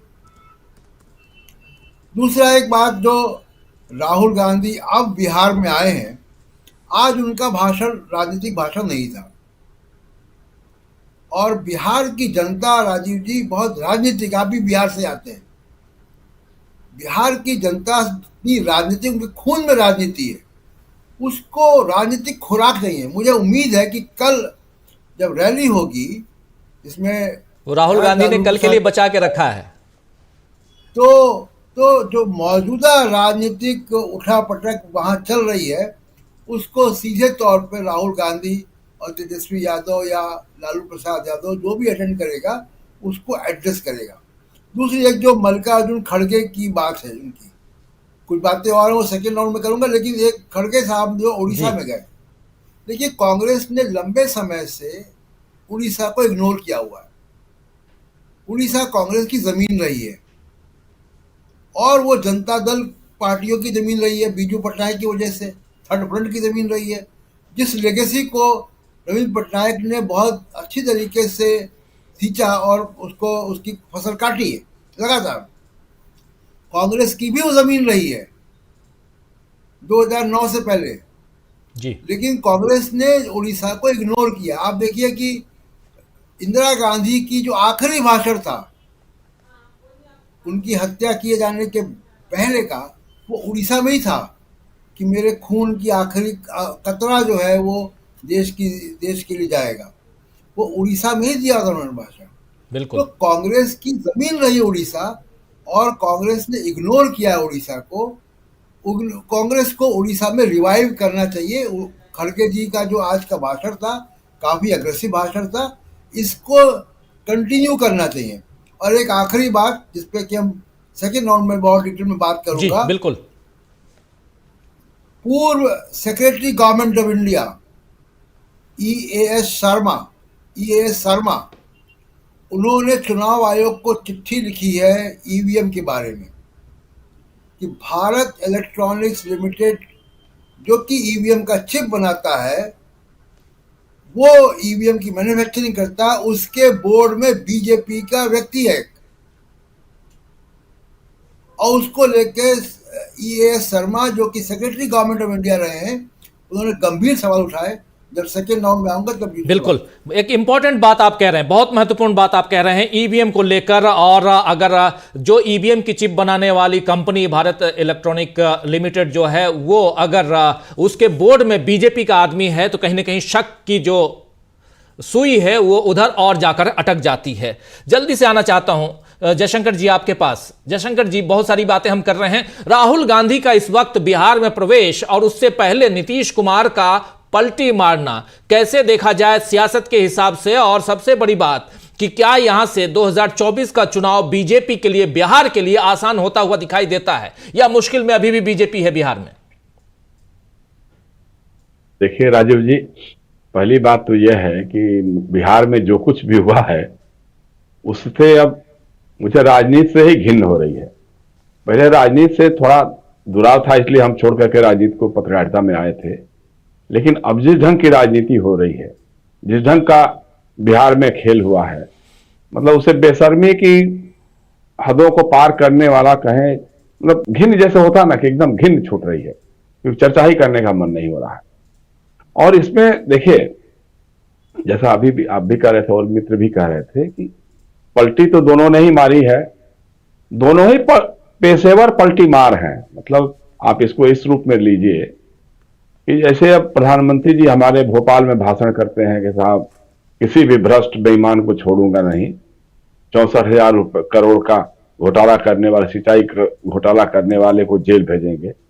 और 3 दिन बाद उसी अजित पवार के साथ वो सरकार बनाते हैं, अजित पवार उनके पार्टी के उप मुख्यमंत्री बन जाते हैं। जिस हेमंत बिश्व शर्मा को गृह मंत्री अमित शाह जी कहते हैं कि दुनिया का सबसे भ्रष्ट नेता है, वो उनकी पार्टी का मुख्यमंत्री बन जाता है। और जिस नीतीश कुमार के डीएनए में ही खोट नजर आती थी प्रधानमंत्री नरेंद्र मोदी जी को, उसी नीतीश कुमार को फिर उन्होंने अपने साथ जोड़ लिया। पहले भी जोड़ा था, फिर जोड़ लिया। तो अब नीतीश कुमार जी का है मर जाऊंगा, मिट जाऊंगा, फिर हाथ नहीं मिलाऊंगा, फिर इनके साथ नहीं जाऊंगा। फिर अमित शाह जी का बयान, नीतीश कुमार के लिए हमारे दरवाजे हमेशा के लिए बंद हो गए हैं। मतलब राजनीति में किसी बात का कोई यकीन किसी का कर सकता है क्या? आज जो आप कह रहे हैं कल उस पर हम यकीन कर सकते हैं क्या? ऐसा मतलब बहुत ही निराशाजनक वातावरण है। और देखिए, सीधी सी बात यह है कि इसमें इसको दूसरे रूप में भी अगर आप देखना चाहें, मुझे कहीं ना कहीं भारतीय जनता पार्टी और उसके राष्ट्रीय नेतृत्व का डर दिखाई दे रहा है। उसको लगा था कि राम लहर जो पैदा होगी 22 जनवरी को, उससे पूरा हिंदुस्तान हम जीत लेंगे। उनको कहीं ना कहीं अंदर से बहुत डर लग रहा है। उनको लग रहा था कि कम से कम जब बिहार में जब लोकसभा का चुनाव होगा तो महागठबंधन की हालत बेहतर होगी। बेहतर नहीं बल्कि इनकी बदतर होगी। भाजपा गठबंधन को, एनडीए को जो 39 सीटें मिली थी, भाजपा के आज के गठबंधन को अगर नीतीश कुमार उसमें नहीं होते तो मुझे लगता है कि 4-5 सीटें भी मिलना मुश्किल हो पा रही थी। गिन नहीं पा रहे थे लोग कि ये 4-5 सीटें कौन हो पाएंगी। लेकिन अब दूसरी तरफ अब क्या होगा? अब भाजपा की मुसीबत और बढ़ेगी। अब तो एक तो पहले नीतीश कुमार के साथ उनको सीटों की शेयरिंग करनी होगी। नीतीश कुमार जितने सीटों पे लड़े थे उतनी सीटें वो मांगेंगे ही कम से कम, उससे कम तो मानेंगे नहीं। उसके अलावा फिर चिराग पासवान की पार्टी है, उसके साथ फिर उपेंद्र कुशवाहा की पार्टी है, उसके साथ फिर ये जीतन राम मांझी की पार्टी है। तो ये सारे लोग अपना अपना कोटा मांगेंगे। पशुपति कुमार पारस जी भी हैं, ये अपना अपना कोटा मांगेंगे। तो बीजेपी कितनी सीटों पर लड़ेगी? अब तो ये हो जाएगा कि उसको कम अधिक से अधिक 10-12 सीटें 15 सीटें लड़ेगी, उससे अधिक तो नहीं लड़ सकते हैं जी। तो वो एक बड़ा फैक्टर हो जाएगा कि बीजेपी का जो अपनी सीटें गिनने का होगा कि लोकसभा में हम 350 पाएंगे, 400 पाएंगे, तो उसमें से बिहार से तो आप घट के ही आ जाएंगे, नीचे आ जाएंगे ना। चाहे एनडीए को कितनी मिलती है एक अलग विषय हो सकता है। अब इसके अलावा दूसरा ये है, जैसे आप लोग भी कह रहे थे कि भाई इसके बाद क्या होगा। देखिए, नीतीश कुमार और नरेंद्र मोदी दोनों में एक समानता है, एक रूपता है। दोनों अपने विरोधियों को कभी माफ नहीं करते हैं। बीजेपी के लोग, नरेंद्र मोदी के लोग ये कैसे माफ कर पाएंगे कि साहब उन्हीं के विधायकों को विधानसभा में नीतीश कुमार ने लाठियों से पिटवाया था। विधानसभा के बाहर किसी का सर फटा था, किसी को स्टेशन पे लाद के लाया जाएगा, कि कोई व्हील चेयर पे गया था। ये बात इसी विधानसभा में हुआ था, इसी कार्यकाल में हुआ था।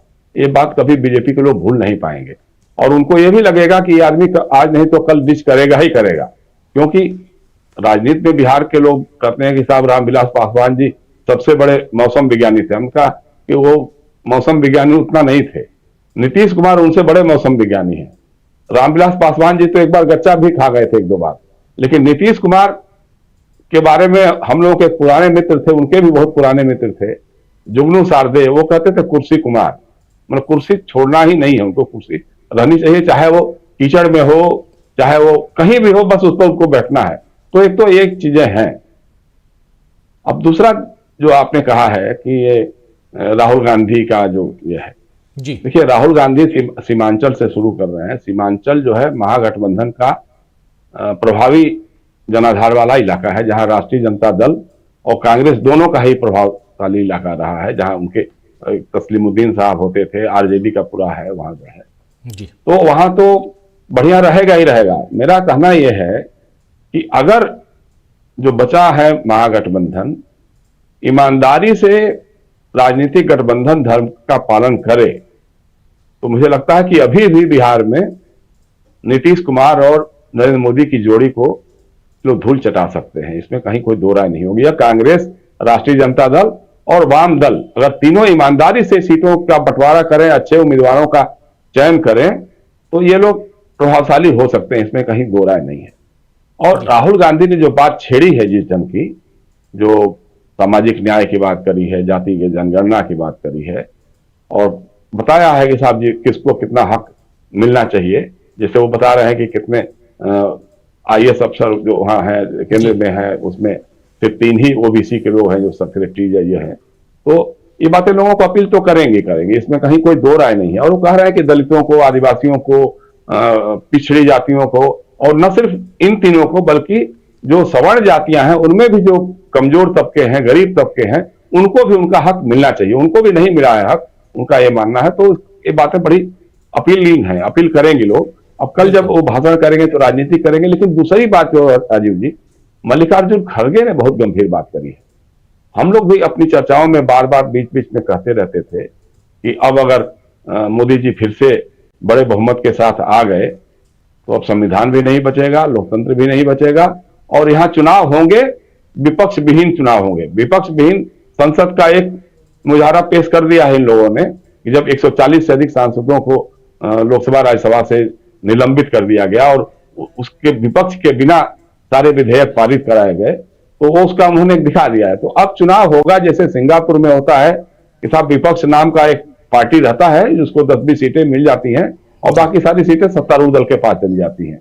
और अभी जो है हमारा ईडी और CBI और इनकम टैक्स, ये जो भाजपा की या एनडीए सरकार की जो राजनीतिक शाखाएं हैं, इनको काम पर लगा दिया गया है। जैसे अभी हमारे मित्र कह रहे थे कि साहब हेमंत सोरेन को क्या करेंगे, अभी वो तेजस्वी को, लालू जी को भी करेंगे और भी लोगों को करेंगे।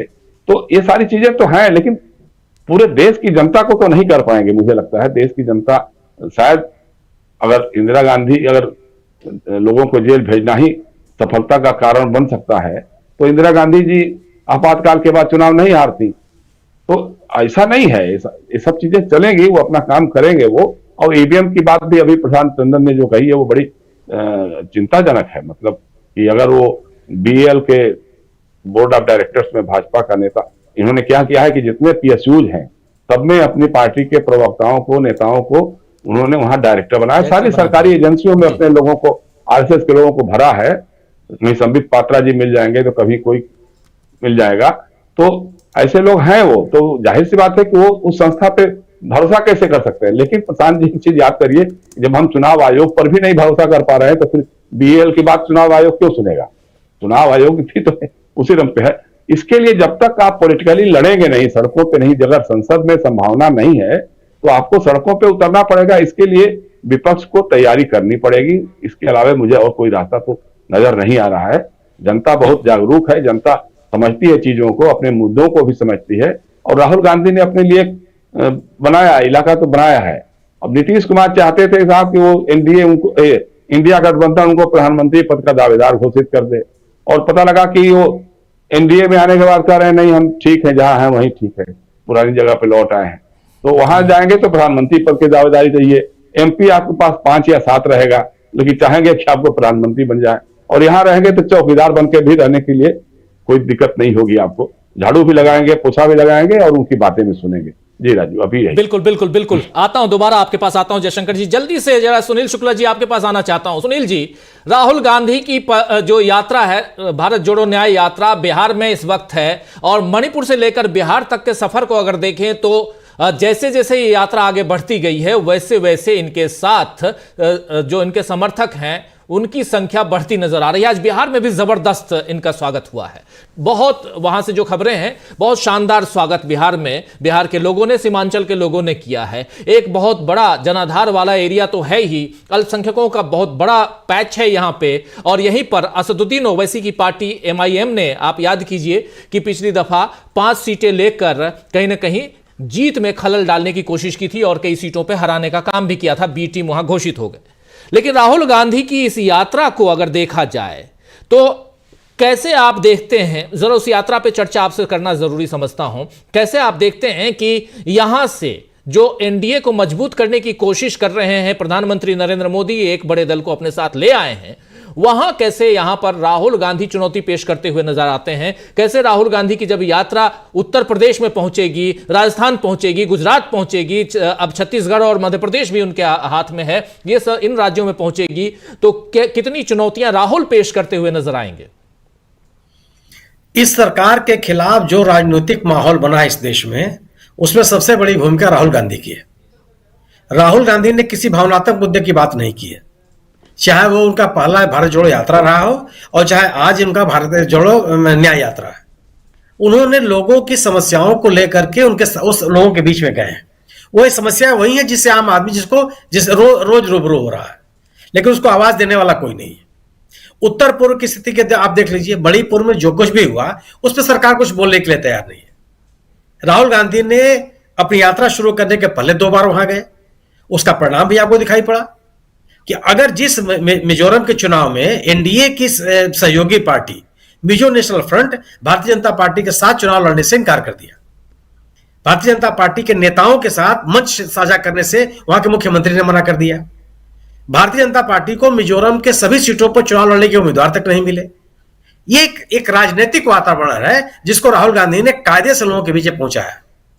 और अगर आप मिजोरम में, मणिपुर में, नागालैंड में, जहां आबादी बहुत कम है और बहुत स्कैटर्ड आबादी रहती है, वहां बड़े पैमाने पर लोग निकल करके सड़कों पर आए और राहुल गांधी का स्वागत किया, क्योंकि राहुल गांधी जनता से जुड़े हुए सवालों को लेकर के लोगों के बीच में जा रहे हैं।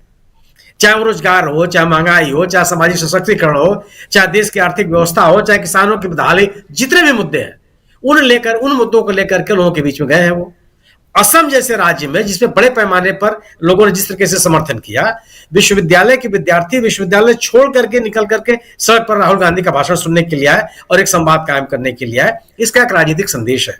पश्चिम बंगाल में भी आप देखिए तो राहुल गांधी को कहीं भी अपनी यात्रा में सुविधा नहीं हुई जी।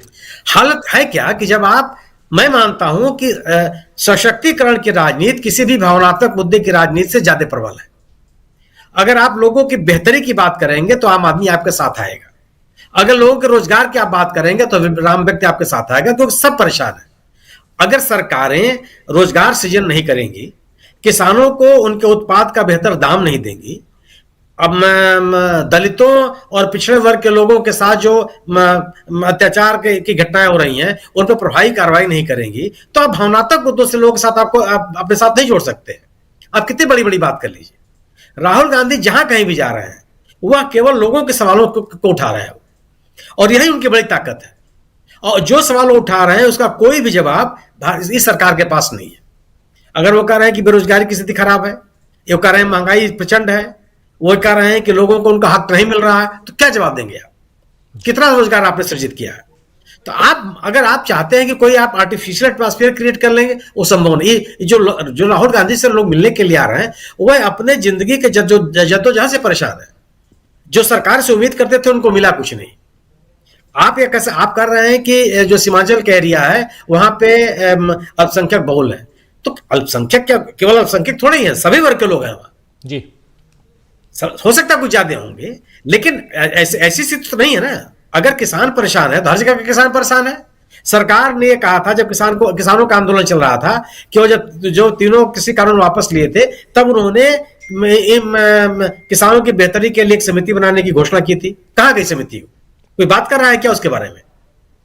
सवाल इसी बात का है कि अगर आप जो राहुल गांधी ने मुद्दों को लेकर के अपनी यात्रा शुरू की और लोगों से जुड़ने का प्रयास किया, संवाद कायम करने की कोशिश की, यही उनकी ताकत है। और अगर आप इन मुद्दों का कोई जवाब नहीं दे सकते हैं तो फिर राहुल गांधी का सामना आप नहीं कर सकते। और अगर आप जो पार्टी अपने आप को अपराजय कहती थी, जो पार्टी किसी भी विपक्ष को अविश्वसनीय बनाने के लिए हर संभव प्रयास की थी, आज उसको हर राज्य में कोई ना कोई छोटा बड़ा सहयोगी चाहिए। जो ये कहते थे कि मैं इतनी बड़ी पार्टी, इतने प्रतिबद्ध मतदाता, इतने प्रतिबद्ध कार्यकर्ताओं की ये पार्टी है, इतने ज्यादा संसाधन आपके पास है, बावजूद इससे आपकी स्थिति आ गई कि आप हर राज्य में अपने अपने सहयोगी ढूंढ रहे हैं। यह बताता है कि राहुल गांधी या इंडिया दल समूह ने किस तरह की चुनौतियां प्रस्तुत की। यह लोगों के सवाल है, इन सवालों का जवाब इस सरकार के पास नहीं है, इसीलिए वो तमाम तरह के एक कृत्रिम माहौल बनाने का प्रयास कर रही है। लेकिन लोगों के सवालों का जवाब अगर आप नहीं देंगे तो आप कृत्रिम तरीके से उनको संतुष्ट नहीं कर सकते हैं। मेरा मानना आया है कि बिहार में भी राहुल गांधी की यात्रा को जबरदस्त समर्थन मिलेगा और उत्तर प्रदेश में मिलेगा। उत्तर प्रदेश में भी स्थितियां वही हैं। जिस तरीके से सरकारों का जो काम आप करेंगे नहीं, नए तरीके की आप बात करेंगे तो कैसे संभव हो? इसलिए मेरा अपना मानना है कि राहुल गांधी का जो मिलता हुआ जन समर्थन है, बढ़ता हुआ जो जन समर्थन है, वह इंडिया दल समूह की ताकत है। आज अगर बिहार में एक बेहतर राजनीतिक वातावरण बन रहा है तो उसका सीधा फायदा किसको है? इंडिया दल समूह के नेता हो। कांग्रेस की कितनी ताकत है? अगर उत्तर प्रदेश में राहुल गांधी की यात्रा सफल होती है, और होगी भी, जो अब तक का माहौल बता रहा है, तो उसका सीधा लाभ इंडिया दल समूह के राजनीतिक दलों को है। यह सबसे बड़ी चीज है। और जो लोगों के जीवन से जुड़े हुए सवाल हैं, उन सवालों को लेकर के जो राहुल गांधी ने आगे बढ़ने की कोशिश की है, वही उनकी ताकत है। जी बिल्कुल। बहुत बहुत शुक्रिया आपका, बहुत शुक्रिया सुनील जी। और बहुत महत्वपूर्ण बातें हम यहां कर रहे थे और समझने की कोशिश कर रहे हैं कि आखिर यहां, यानी कि जब इंडिया गठबंधन आगे बढ़ रहा है और साथ में राहुल गांधी इसी गठबंधन को मजबूत करने की कोशिश कर रहे हैं। अगर आप देखें तो ये पूरा का पूरा जो रूट मैप है जिस धर से राहुल गांधी निकल रहे हैं, उसमें इंडिया गठबंधन के तमाम अलग अलग जो घटक दल हैं उनका प्रभाव क्षेत्र है। अभी राहुल गांधी वेस्ट बंगाल से बाहर निकले हैं, आप देखिए वहां किसका राज था। अभी राहुल गांधी बिहार में है, वहां गठबंधन के लोग, वहां आरजेडी और जेडीयू भी, जो गठबंधन में पहले होता था अब नहीं है, जेडीयू का भी राज होता था, अब दूसरे खेमे में चले गए हैं, फिर भी राज है। तो गठबंधन को भी मजबूत करने की कोशिश राहुल गांधी कर रहे हैं। ईवीएम की चर्चा प्रशांत टंडन जी कह रहे थे, उन पे भी आता हूं, और बहुत महत्वपूर्ण जानकारी दे रहे थे कि कैसे बीईएल के जो बोर्ड ऑफ डायरेक्टर्स में बीजेपी के लोग हैं और वहां से कहीं ना कहीं ईवीएम पर जो सवालिया निशान खड़े करने की कोशिश होती रही है या ईवीएम को जांच के दायरे में लाने की कोशिश होती रही है, वो कोशिशें पुख्ता होती हुई दिखाई देती हैं। वो शक जो है कहीं ना कहीं एक आधार के रूप में बीईएल को सामने रखता है।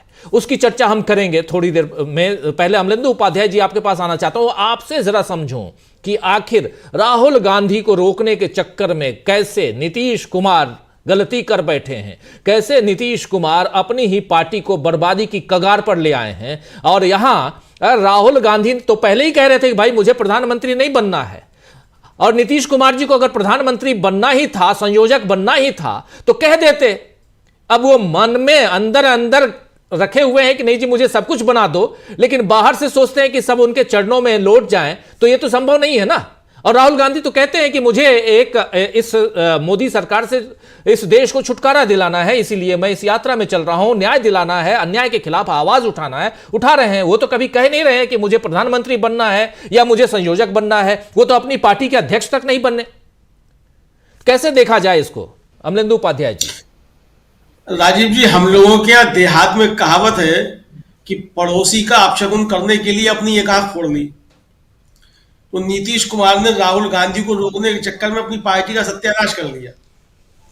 कुल मिला के मसला ये है, मतलब अब तक जो समझ में आया नीतीश कुमार की राजनीति का सार जो है वो यही सार समझ में आया कि राहुल गांधी को रोकने के चक्कर में मोदी जी के साथ मिलकर अपनी पार्टी का सत्यानाश कर लिया। अब आप देखिए कि नीतीश कुमार को, जैसा जयशंकर जी ने भी कहा कि भाई यहां आपको रहना था तो यहां आपको प्रधानमंत्री बनना है। 17 साल आप बिताएंगे जाकर के भारतीय जनता पार्टी के साथ, और फिर केसी त्यागी आकर के ज्ञान देंगे कि इंडिया के लोगों को भारतीय जनता पार्टी का एहसास नहीं है, और उनको एहसास है चूंकि उन्होंने भारतीय जनता पार्टी के साथ काम किया है, साधन संपन्न पार्टी है। तो साधन संपन्न तो सबसे बड़े अडानी जी है, भारतीय जनता पार्टी से ज्यादा भी साधन संपन्न है।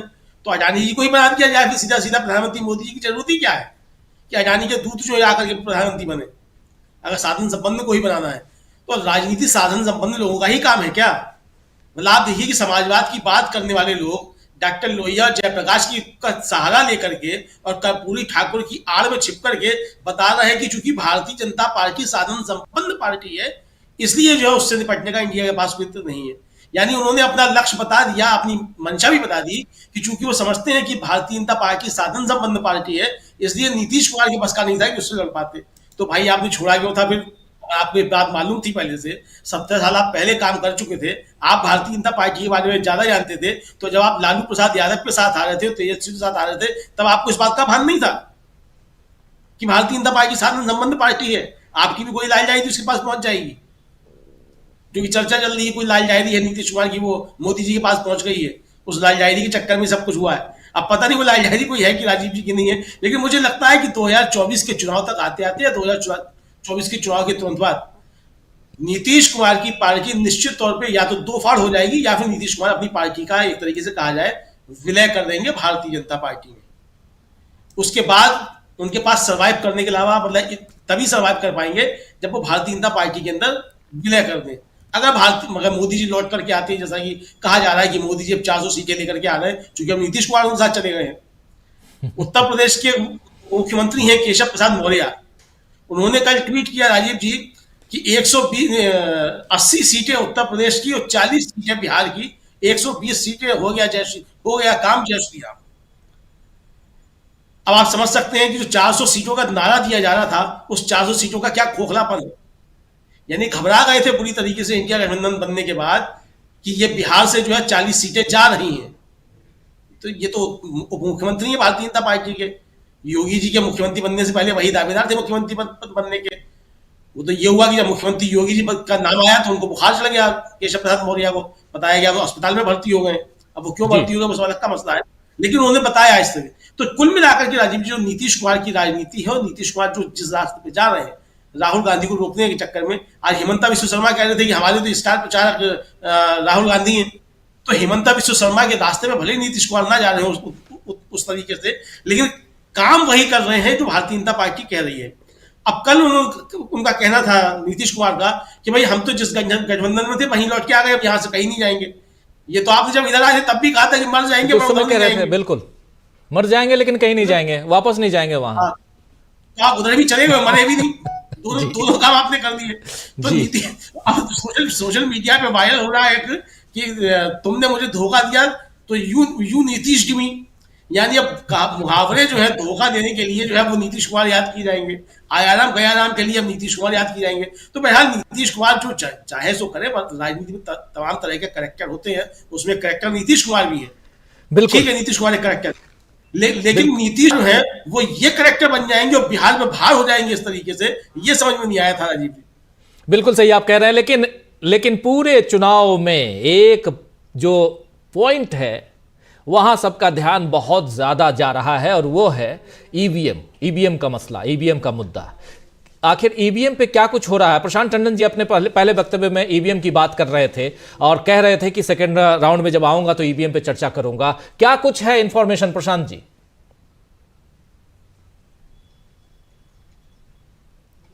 अनम्यूट कीजिए प्लीज। सॉरी, ईवीएम को लेकर राजीव जी बहुत कुछ हो रहा है, और आज भी जंतर मंतर पे दिल्ली के तमाम सारे लोग जमा हुए ईवीएम के खिलाफ। उसमें कुछ तो बेंगलोर से आए हुए सॉफ्टवेयर इंजीनियर भी हैं जिन्होंने वहां पे ईवीएम की टेक्निकल जानकारी दी है बहुत।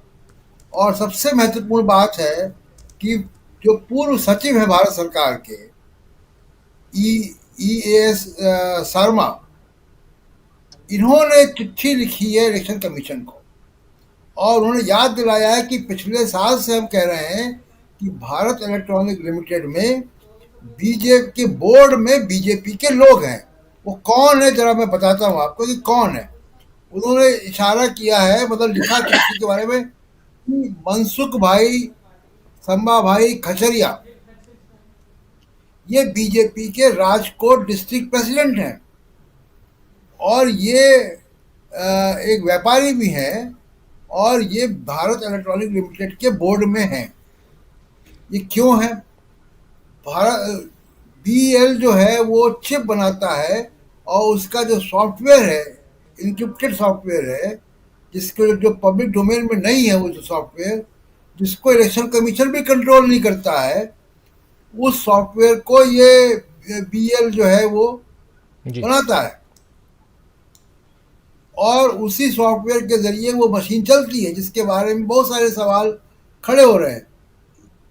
मैंने भी एक पूर्व IAS का इंटरव्यू लिया है इसके में, और वो उसमें बहुत डिटेल में बात हुई है ईवीएम के बारे में। तो EAS शर्मा का जो सेक्रेटरी गवर्नमेंट ऑफ इंडिया रह चुके हैं, जिनको तमाम जानकारी है, और वो एक साल से कह रहे हैं इलेक्शन कमीशन को कि आप इस बारे में कुछ कीजिए कि भारत इलेक्ट्रॉनिक लिमिटेड या ECIL दूसरी कंपनी है, यही दो कंपनियां की ईवीएम बनाती हैं, इन्हीं का कंट्रोल होता है। और उसमें एक बात मैं और जोड़ दूं कि अब जो ईवीएम है वो वीवीपैट वाली ईवीएम है।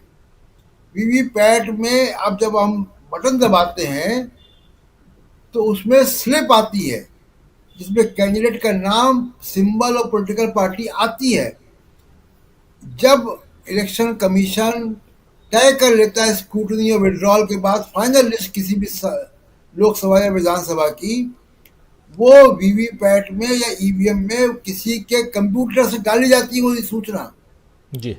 वो सूचना चुनाव अधिकारी देता है, चुनाव आयोग देता है, लेकिन उसको डालने का काम इसी BEL और ECIL के लोग करते हैं, जहां बीजेपी का डायरेक्टर बैठा हुआ, उसके साथ वो क्या और सॉफ्टवेयर डाल रहा है उस मशीन में, कौन सा मालवेयर डाल रहा है, ये जो है वो नहीं होता। दूसरा एक बहुत गंभीर मसला राजीव जी है, जो कि हमारे आपसे जुड़ा हुआ है जी, कि सोशल मीडिया पे, यूट्यूब पे ईवीएम पर बात करने पर भी सेंसरशिप आती है।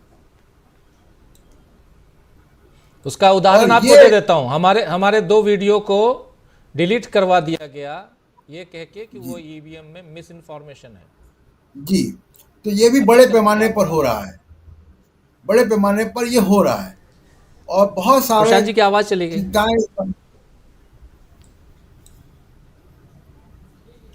तो बहुत चिंताएं इस बारे में भी हैं राजीव जी कि किस तरीके से सेंसरशिप की जा रही है। बहुत बहुत बहुत इंपॉर्टेंट बात आप कह रहे हैं प्रशांत जी। थोड़ा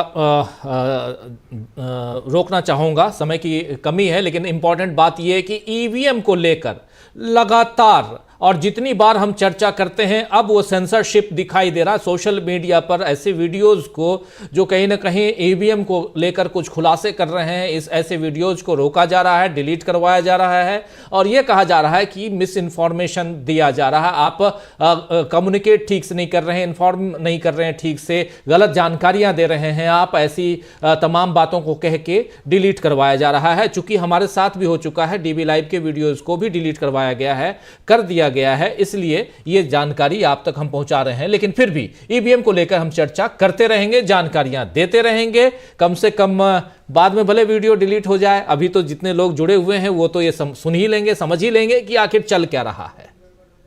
क्लोजिंग कमेंट के लिए आना चाहता हूं जयशंकर गुप्ता जी आपके पास। जयशंकर जी, कैसे आप देखते हैं राहुल गांधी की चर्चा यहां इसलिए बार बार मैं कर रहा हूं क्योंकि एक अकेला जो मणिपुर से निकलकर मुंबई तक जाने वाला पॉलिटिशियन अब पूर्णिया में कल भाषण देने जा रहे हैं, इसके क्या मायने निकाले जाएं। और तब जबकि बिहार में गठबंधन टूट चुका है, बिहार में सरकार बदल चुकी है, जिस बिहार में पहले से सोचे होंगे क्या क्या एक राजनेता के रूप में चूंकि उनकी सरकार थी उस हिसाब से भी सोचे होंगे, लेकिन चूंकि बहुत कुछ बदल चुका है, उस परिस्थिति में कल की जो रैली है राहुल गांधी की वो कितना महत्व रखती है।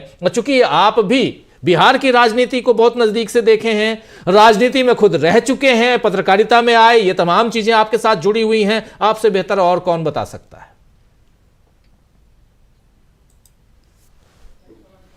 जयशंकर जी जी ठीक है, आवाज आ रही है जी। हाँ, पूर्णिया और सीमांचल का जो इलाका है, अररिया है, किशनगंज है, कटिहार है, ये सारे इलाके कांग्रेस राजद के परंपरागत जनाधार वाले इलाके रहे हैं और इसमें कुछ इलाकों में एआईएमएम के लोगों ने भी घुसपैठ की है, जिसमें से जो 5 विधायक जीते थे 4 तो आरजेडी में आ गए और एक अख्तरुल ईमान है जो उनके नेता है, एआईएमएम के बड़े नेता हैं, वो प्रभावशाली नेता हैं, वो अभी भी अपनी पार्टी के साथ बने हुए हैं।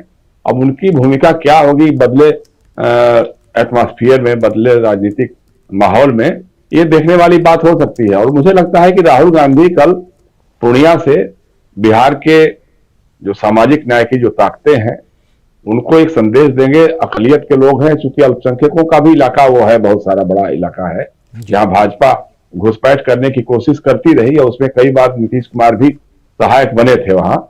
तो अब अगर नीतीश कुमार फिर से बीजेपी के साथ है तो थोड़ा सा मुझे लगता है कि महागठबंधन जो बचा है उसके लिए है काफी कुछ उम्मीदें हैं और राहुल को मुझे लगता है खुद वो करेंगे। अब पहले हो सकता है कि उनके भाषण के केंद्र बिंदु में नीतीश कुमार भी होते, उनको प्रोजेक्ट करने की बात भी करते, लेकिन अब वो बताएंगे कि किस तरह से पलटी मारी है, कैसे विश्वासघात की राजनीति हो रही है, उस पर भी कुछ न कुछ तो उनका हमला होगा ही होगा।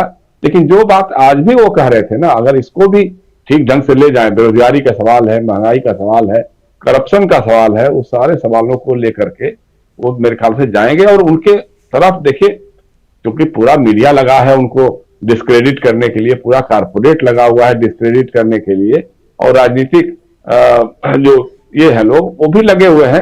लेकिन इसके बावजूद इस देश के बेरोजगार युवा, इस देश के पिछड़ी जातियों के लोग, इस देश के दलित आदिवासी उनकी तरफ उम्मीद की निगाहों से देख रहे हैं। खासतौर से जो युवा है इन तबकों का, वो बड़े गौर से देख रहा है और मुझे लगता है कि उसको भी एड्रेस करेंगे वो, उनकी थोड़ा विकल्प पर भी बात करेंगे कि सिर्फ वो आज जैसे मैंने भाषण सुना तो सिर्फ वो विरोध की बात नहीं कर रहे थे, मोदी विरोध की या बीजेपी विरोध की बात नहीं कर रहे थे, वो सांप्रदायिक राजनीति पे हमला कर रहे थे, लेकिन विकल्प की बात भी कर रहे थे कि भाई जो आजादी के इतने वर्षों के बाद भी किन तबकों को क्या मिला है, इसे जाति जनगणना के जरिए जाहिर हो जाएगा, बात आएगी सामने।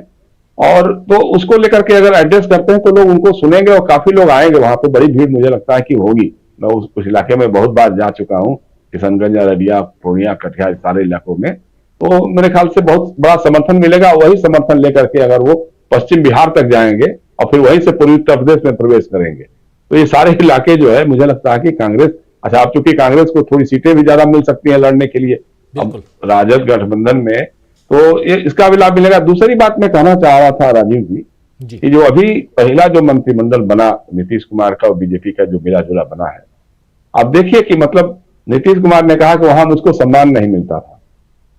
मतलब आप जब राजद के साथ गए, महागठबंधन बनाए, तो लालू यादव ने आपसे कुछ भी नहीं मांगा, अपने एक डिप्टी चीफ मिनिस्टर मांगा, बाकी सारे मंत्री पद जो उन्हें बंटवारे हुए। बीजेपी ने आते ही पहला काम किया कि 2 chief minister, deputy chief minister हमको दीजिए आप। फिर जो जातीय समीकरण बनाया गया है, आप मतलब बहुत ताज्जुब हुआ मुझको कि इस समीकरण में एक भी महिला मंत्री नहीं है।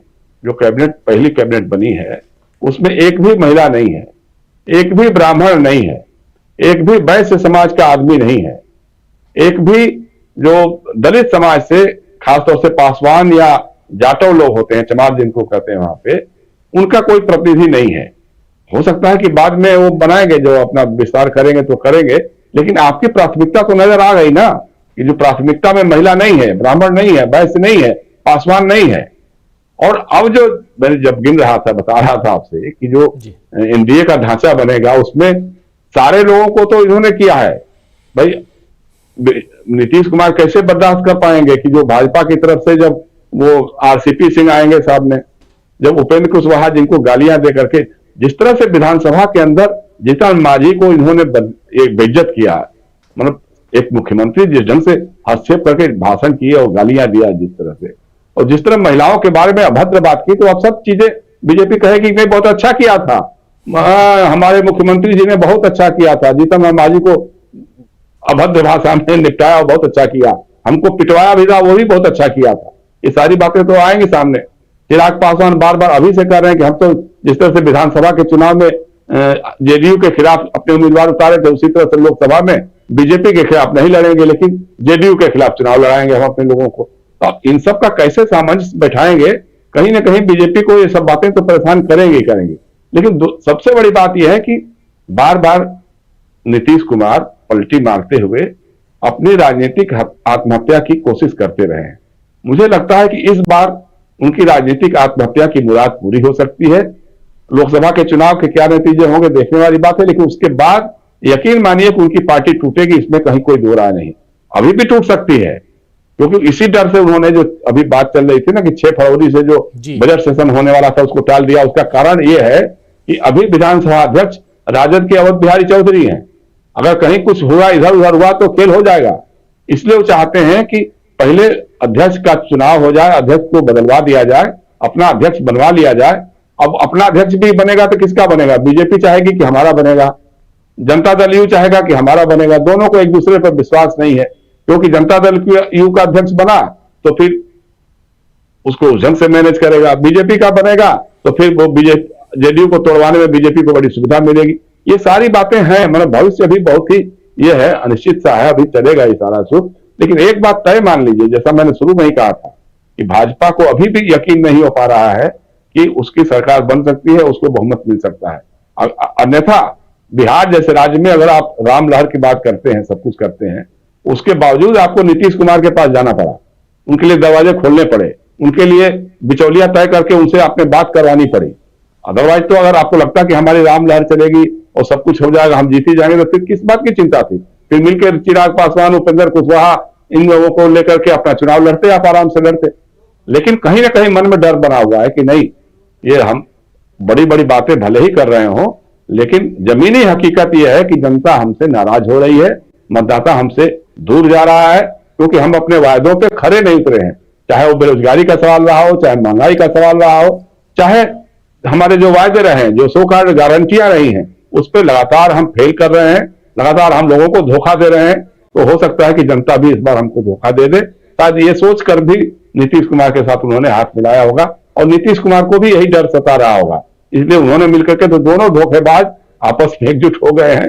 अब देखिए बाद में कौन किसके पीठ में छुरा फूंकता है, ये देखने वाली बात होगी। जी, ये देखने वाली बात होगी। चोर चोर मौसेरे भाई ये देखने वाली बात होगी कि आगे क्या कुछ होता है। लेकिन 2024 का जो चुनाव है उससे पहले और अभी जो विधानसभा बिहार की है होनी, बजट सेशन होना था, उसको क्यों बढ़ा दिया गया है? क्यों वहां पे भी वहापोह की स्थिति है? क्या नीतीश कुमार अभी भी फंसे हुए हैं? कुल्हाड़ी तो खुद मार ली उन्होंने अपने पैर पे, तो अब उससे बाहर कैसे निकलेंगे ये देखना होगा। राहुल गांधी कल इसी बिहार में है, पूर्णिया में वो अपना भाषण देंगे। रैली, महारैली हो रही है पूर्णिया में, उसकी ज़बरदस्त तैयारियां हो रही हैं, वो भी हम आप तक पहुंचाएंगे। लेकिन कल की रैली में राहुल गांधी के भाषण पर सबकी निगाहें टिकी होंगी कि आखिर बोलते क्या हैं। नीतीश कुमार का नाम लेकर बोलते हैं या बिना नाम लिए हुए बोलते हैं। लेकिन आज मल्लिकार्जुन खड़गे ने जो बातें कही हैं बहुत इंपॉर्टेंट बातें हैं, कहीं ना कहीं जोश पैदा तो करती हैं, जोश भरती हैं उनकी बातें अपने कार्यकर्ताओं में। अब आगे क्या कुछ होता है ये भी देखना होगा। तो बहुत कुछ है, समय के गर्त में आने वाले समय में तमाम बातों को हम आप तक पहुंचाएंगे। बहुत बहुत शुक्रिया अदा करना चाहता हूं जयशंकर गुप्त जी आपका, बहुत बहुत शुक्रिया प्रशांत टंडन जी, डॉक्टर दीपक पाचपोर जी, अमलेंदु उपाध्याय जी, और 2 साथी हमारे और जुड़े थे, सुनील शुक्ला जी, और साथ में जुड़े थे डॉक्टर प्रकाश हिंदुस्तानी जी। आप सबका बहुत शुक्रिया, बहुत धन्यवाद। और आप तमाम साथी हमारे साथ जो बने हुए हैं, आप सबका भी बहुत बहुत शुक्रिया अदा करता हूं। BR आनंद साहब लिख रहे हैं कि